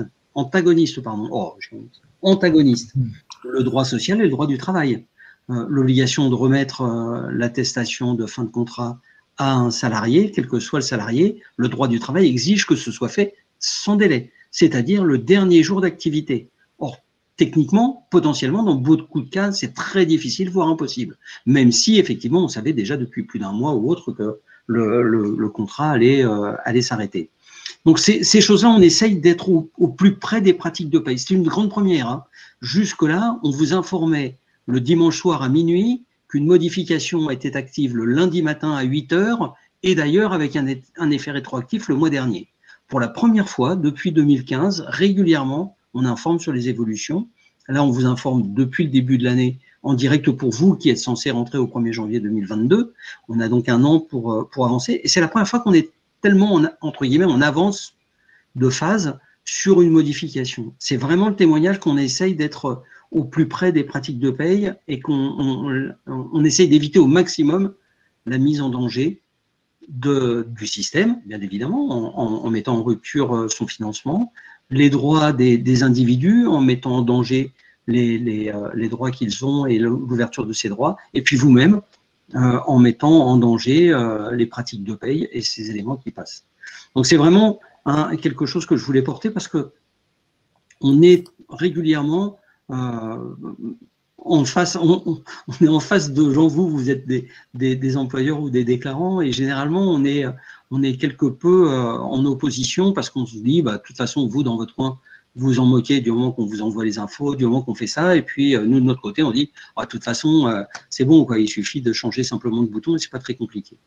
Là, on essaye d'être beaucoup plus proche de la réalité, de votre réalité, d'en tenir compte. C'est pas toujours facile pour nous, mais on essaye de faire au mieux, et c'est en ayant les éléments suivants que Sébastien va vous présenter sur les cas particuliers des typologies de salariés ou d'agents de la fonction publique, on a fait rentrer dans une norme. C'est extrêmement compliqué jusque-là. À chaque situation particulière, vous aviez une nouvelle déclaration, une nouvelle norme, un nouveau statut, une nouvelle façon de faire. Avec la déclaration sociale nominative, c'est un poil plus compliqué, puisqu'il faut que tout rentre dans la même norme et dans le même discours et dans les mêmes éléments de simplification. Et ça demande une adaptabilité. Très honnêtement, par rapport à tous les changements que vous avez supportés depuis quelques années en tant que responsable de la paie et en charge de la paie, toutes les évolutions que vous avez supportées qui sont passées et qui fonctionnent, je pense que je peux vous promettre déjà que ce qui se passe avec la DSN est vraiment complexe la première année, peut-être un peu avec une charge qui peut être éventuellement un petit peu inquiétante, mais je peux vous assurer que vous avez des bienfaits qui vont arriver derrière, et quand on sera en DSN presse-bouton, c'est-à-dire que ce sera réellement le dernier acte de la paye et que vous n'aurez rien de supplémentaire à faire, vous allez effectivement regretter les DUX que vous faisiez, les dates-su dont vous mettiez 1 mois et demi à rassembler tous les éléments, et puis les signalements d'arrêt maladie ou autres qui prenaient effectivement un temps fou et qui vous demandaient beaucoup de travail à rechercher des données dont quelquefois on s'apercevait au dernier moment qu'elles avaient changé et qu'on vous demandait autre chose. Merci Didier. Donc, pour le coup, on va rester en fait sur le contrat de travail. On va voilà. Donc, pour revenir en fait, si vous voulez, sur les cas particuliers, il y a aussi le cas de la mutation dans le cadre de la fonction publique. La mutation, il ne faut pas la considérer comme la fin d'un contrat de travail. Ce qui est très important, c'est de renseigner le bloc fin de contrat et que le nouvel établissement devra transmettre le changement de contrat pour faire le chaînage du contrat, pour que nous, derrière, on ait une trace de tout ça. Mais à aucun moment, quand vous allez saisir fin de contrat de travail, ça veut dire et considérer que cette personne-là, elle est licenciée. Ce que disait Didier tout à l'heure, en fait, concernant en fait toutes ces petites travail de fond, c'est que par exemple, le chaînage par le NIR va apporter un bienfait quand on aura suffisamment d'antériorité, même pour la fonction publique. Mais tout ça pour dire qu'il faudra bien que derrière, que vous ayez à l'esprit que l'administration doit être au courant pour ce type d'acte, ce genre de mutation, pour que nous, derrière, l'information suive et que vous n'ayez pas de régularisation ou de saisie à faire derrière. C'est très important. Au niveau des détachements, alors ça va trop vite. Au niveau des détachements, ça reste un petit peu le même principe. Il faudra qu'absolument le chaînage soit remonté et qu'un seul établissement déclare et paye les cotisations. C'est très, très important à ce niveau-là. Il faudra suivre le mode opératoire de toute façon, comme on a pu vous le montrer, vous allez avoir la fiche consigne. Il faut qu'un seul de ces deux établissements déclare les cotisations, puisque derrière, c'est pareil, c'est une régularisation. On va vous montrer un petit peu en image ce que ça donne avec la fiche consigne et les rubriques qui vont avec, selon la suspension, le détachement et si l'agent est suspendu. Donc de toute façon, vous avez la fiche consigne et le MOOC. Quand vous serez sur le fait accompli, vous aurez juste à suivre le mode opératoire. Alors, au niveau du cas particulier des vacataires, on va considérer les vacataires, on considère en fait comme un contractuel, car dans le bloc d'unité de mesure, il faudra bien spécifier la valeur 33 à la tâche, parce que sinon, il ne s'agit pas d'une vacation en fait. Nous, on ne va pas la considérer comme telle, donc bien spécifier, comme vous pouvez le voir en fait, les rubriques et les valeurs à renseigner selon le cas, toujours avec la petite fiche, la fiche consigne qui va avec, mais pour nous, il faudra vraiment, on ne va pas le considérer la vacation si ce n'est pas la tâche en fait. Donc être très vigilant là-dessus. Alors, au niveau des activités secondaires pour les personnes en fait qui dépendent du régime qui dépendent du régime de la fonction publique. L'activité, ou ce qu'on peut considérer comme une activité accessoire, il n'y a pas de particularité au niveau du traitement. Par contre, au niveau des cotisations et le décalage, l'activité secondaire, pour un autre employeur, ce qu'on considère comme employeur secondaire, selon l'article de loi et le décret de 2004, l'employeur principal doit avertir l'employeur secondaire à partir du 31 décembre de l'année N de l'assiette disponible pour chacune des activités secondaires de l'argent au prorata des sommes versées par cet employeur secondaire. Cette activité est effectuée, payée et déclarée sur l'année N, et les cotisations RAFT par agent et par employeur sont versées par l'employeur secondaire dans l'année N+1, au titre de l'année N. La déclaration au RAFT ne s'effectuera qu'une fois par an. En fait. De toute façon, ça ne change pas énormément de choses et vous avez la fiche consigne qui va bien et qui seront ponctuellement mises à jour. Alors, au niveau en fait, des apprentis, il y a toujours eu des petites subtilités par rapport à ce statut. Au niveau de l'apprenti, en fait, il faudra le déclarer l'apprenti avec un CDD de 3 privés. Bien renseigner le montant de rémunération réelle de l'agent, de l'apprenti, et pas le mettre à 0, car le calcul de l'IRCANTEC qui serait faussé. Donc vraiment le considérer comme un agent de droit privé avec la réelle rémunération, même si derrière en fait les impôts vont exonérer une partie en fait des sommes versées, mais je ne m'étalerai pas plus longtemps sur le sujet, je ne vais pas l'approfondir. Alors on va directement enchaîner sur le cas particulier de la surcotisation. C'est une modalité très particulière, voire s'il y a plusieurs mandats. La surcotisation, elle est possible pour un fonctionnaire affilié à la CNRACL que sur autorisation et dans le cas où son emploi est à temps partiel ou à temps non complet. Il faudra être vigilant aussi sur les fonctionnaires avec un handicap de 80% au niveau des codes. Vous voyez de toute façon les unités de mesure avec le crochet fonction publique. Il y a aussi le cas particulier au niveau des élus.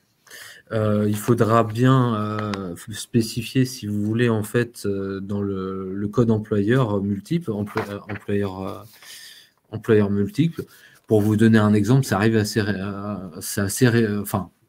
c'est commun, on va dire, que c'est tout simplement en fait un adjoint au maire qui est président d'une agglomération ou président d'un syndicat mixte.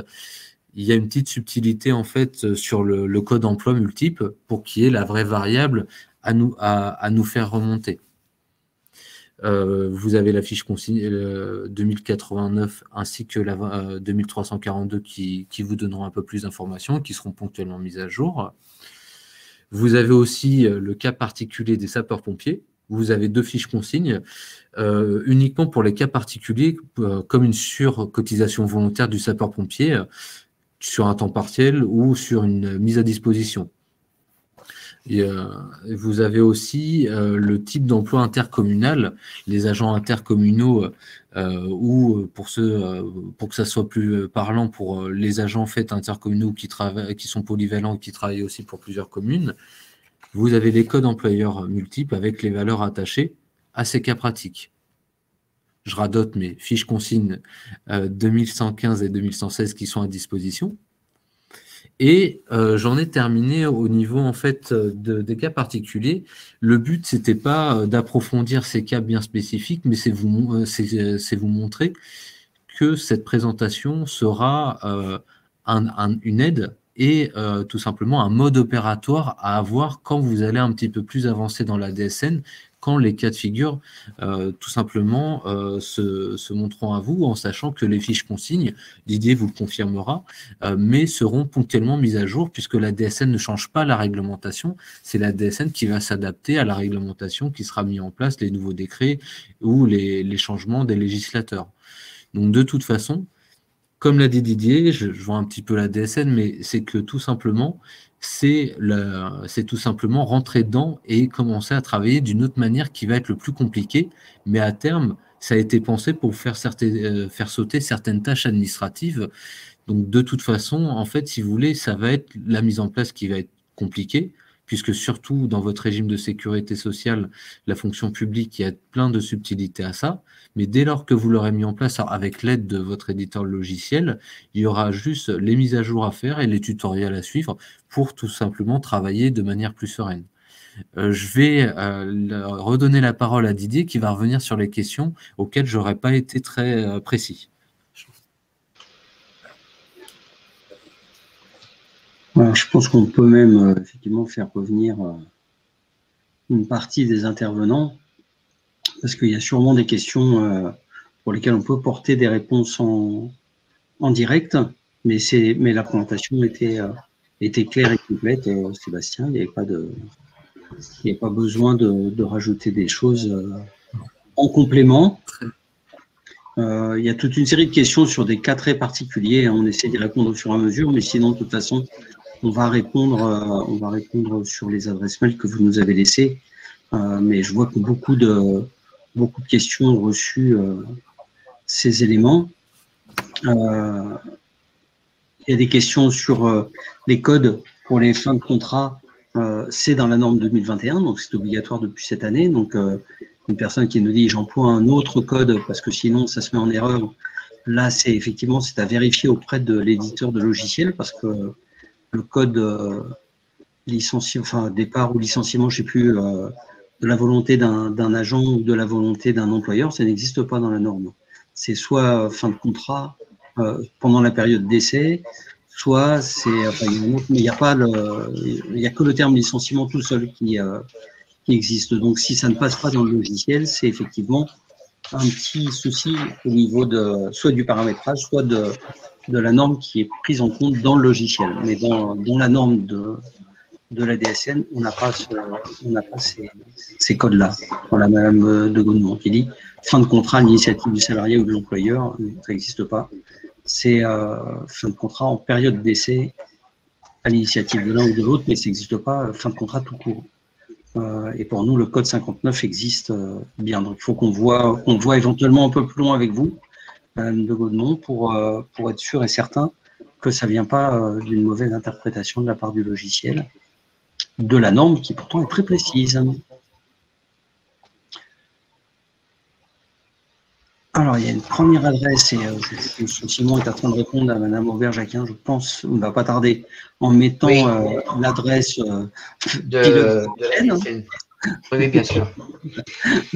C'est parce que je vois les questions, donc je fais les réponses en même temps, au fur et à mesure.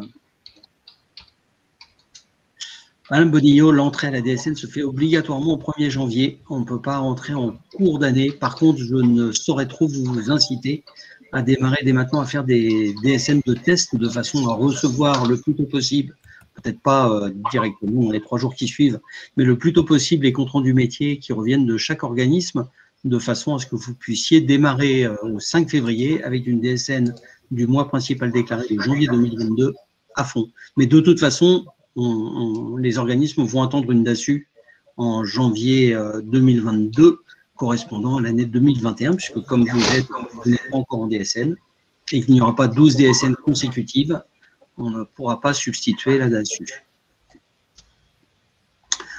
Madame Pégot, oui, certains éditeurs logiciels incrémentent les numéros de contrat.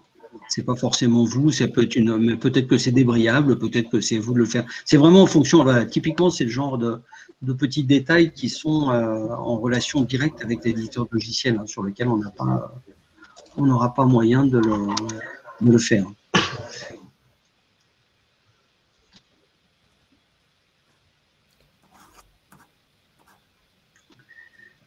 Est-ce qu'il y a d'autres questions? Madame Bourgeot, vous dites votre éditeur n'est pas réactif sur les anomalies bloquantes et non bloquantes de la DSN.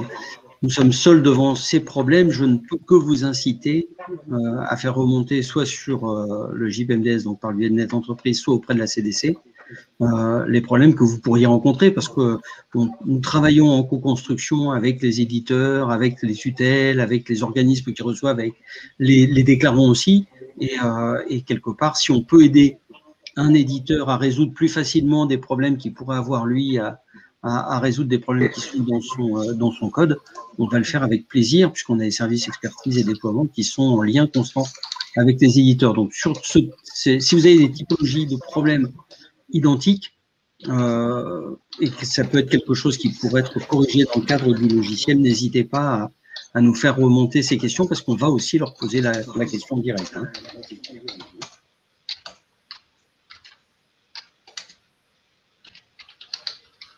Alors, Madame Taldu, la DSN événementielle n'existe pas. il y a la DSN qui est un flux mensuel qui transfère les informations et des signalements d'événements. Or, aujourd'hui, de façon générique et de façon légale, l'information qui nous est transmise, c'est que les signalements en DSN pour la fonction publique ne sont pas attendus avant janvier 2023. Donc, d'un logiciel à l'autre, certains le proposent, d'autres ne le proposent pas encore. C'est vraiment quelque chose là qui est du domaine, non pas de l'aléatoire, mais ni du bon vouloir, mais de la possibilité pour les éditeurs d'avoir développé cette partie qui n'est pas obligatoire pour le moment.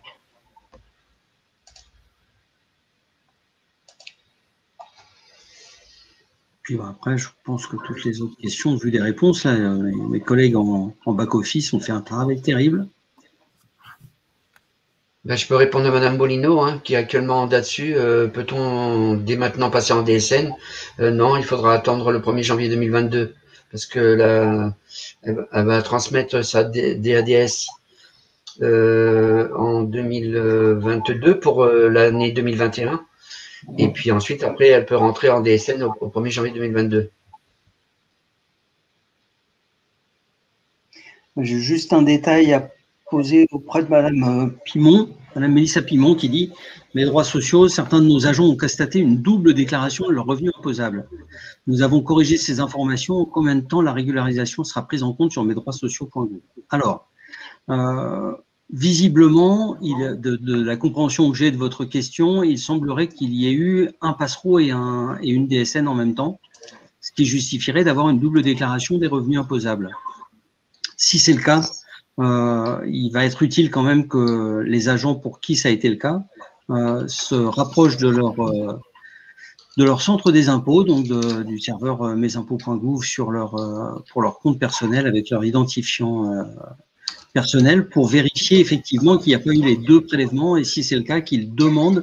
Il y a eu une instruction qui a été donnée par Bercy puisqu'on s'est aperçu que quelques-uns avaient fait ce double passage, c'est-à-dire le pass dans la DSN et passereau, et pour que justement il y ait un remboursement le plus tôt possible des sommes qui auraient été prélevées à tort 2 fois. Mais après le délai, aujourd'hui, le délai qu'on connaît nous de correction à l'intérieur de mesdroitssociaux.gouv est de 3 mois, à partir du moment où ça a été corrigé. C'est-à-dire c'est corrigé, c'est enregistré. Parce qu'en réalité, il y a un circuit depuis mesdroitssociaux.gouv sur lequel les individus peuvent poser une question ou faire une réclamation qui, si elle est validée, vérifiée et validée, est transmise à l'employeur qui, du coup, doit faire un bloc correction ou un bloc changement. Et seulement quand ce bloc correction et ce bloc changement sont enregistrés, entre guillemets, l'alerte ou l'erreur, l'anomalie est levée sur mesdroitssociaux.gouv. Donc, on est sur un délai d'à peu près 3 mois. Mais là, si c'est sur les doubles déclarations de revenus imposables et avec un prélèvement à la source qui a été fait 2 fois, il faut vraiment se rapprocher, les agents se rapprochent de leur DGFiP. On ne sait pas, la DGFiP ne sait pas annuler une cotisation autre qu'annuelle, un prélèvement à la source autre qu'annuel. Et là, alors là, si on commence à rentrer sur des annulations annuelles de prélèvement à tort, puis refacturer, enfin bon, si on pouvait éviter ce genre de situation, ce serait bien plus pratique. Et voilà, Mme Sanisa, j'ai une excellente nouvelle pour vous. Vous avez tout bien compris. Dès que vous serez en DSN, vous ne ferez surtout plus de passereau, puisque le passereau est un mode dégradé de la DSN qui permettait de transporter les revenus, puisque ça s'appelait passage pour les revenus autres, qui permettait de transporter les revenus qui n'étaient pas déclarables en DSN et qui donc ne faisaient pas l'objet d'un prélèvement à la source sur les revenus.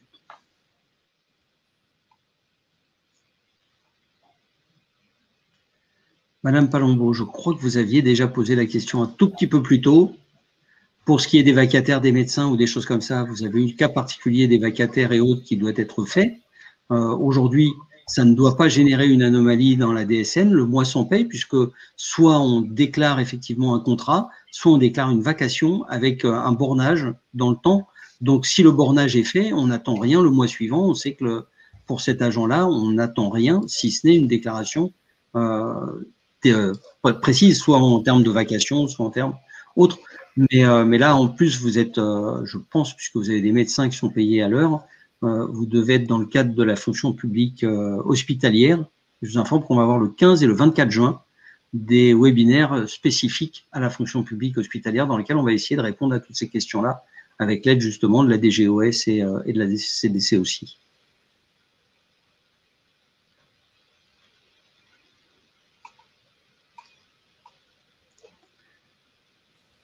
Mais je redescends, je repasse devant Madame Sanitas Bravo. Oui, vous avez tout bien compris. Surtout pas de passer de passeron en même temps. Madame Guibert, pour un salarié occasionné où le nombre d'heures et de quotité de travail n'est pas la même tous les mois, ceci n'est pas bloquant. Est-ce une information repérée directement par notre logiciel? Non, c'est quelque chose que vous devez déclarer. Mais vous les déclarez puisque de toute façon, vous allez remplir le nombre d'heures. Vous allez effectivement remplir la quotité de travail. Donc, de toute façon, c'est quelque chose qui sera transmis. C'est pas forcément quelque chose qui va être repéré automatiquement, mais comme vous l'avez, vous allez le déposer en paye et vous allez le déposer dans le comment ça s'appelle, vous allez le déposer dans le système DSN, c'est quelque chose qui va demander à être borné dans les mêmes conditions. Et oui, Madame Bonio, pour faire la DSN de test, il faut être inscrit à Net Entreprise et avoir choisi la DSN, et c'est bien pour ça qu'on vous le précisait dès maintenant. Si ce n'est pas le cas, il y a une procédure pour changer l'administrateur sur Net Entreprise. Vous avez un petit formulaire à remplir sur Net Entreprise, vous allez trouver, vous tapez en langage parlé à l'entrée de rechercher changement d'administrateur. On va vous proposer un formulaire pour faire cette modification et en quelques heures, vous aurez la modification qui sera activée. Alors, je dis quelques heures parce que on fait les badges, on fait tourner les badges la nuit, c'est pas en temps de déclaration, donc il faut quand même entre 15 et 30 heures de délai entre le moment où vous faites la demande, puisque c'est un changement lourd. Surtout, autre détail, quand vous avez un chaînage entre des administrateurs, des personnes, des SIRET, des établissements ou autres, surtout ne supprimez jamais l'ancien établissement avant d'être sûr que tous les droits, tout l'historique a bien été transféré sur le nouveau. On a eu quelques cas comme ça de gens qui, dans un changement de SIRET, écrasaient l'ancien, sauf que la DSN n'archive pas les données, et les archives sont chez vous. La DSN ne le fait pas, et donc on était incapable de faire un chaînage. On avait des trous, et il a fallu refaire tout un travail de saisie manuel en mode de changement à l'intérieur de la DSN pour corriger, et c'est vraiment très lourd. Donc surtout, ça vaut le coup de laisser ouvert quelque chose pendant un mois à néant pour être sûr et certain que le chaînage et les informations sont bien passées.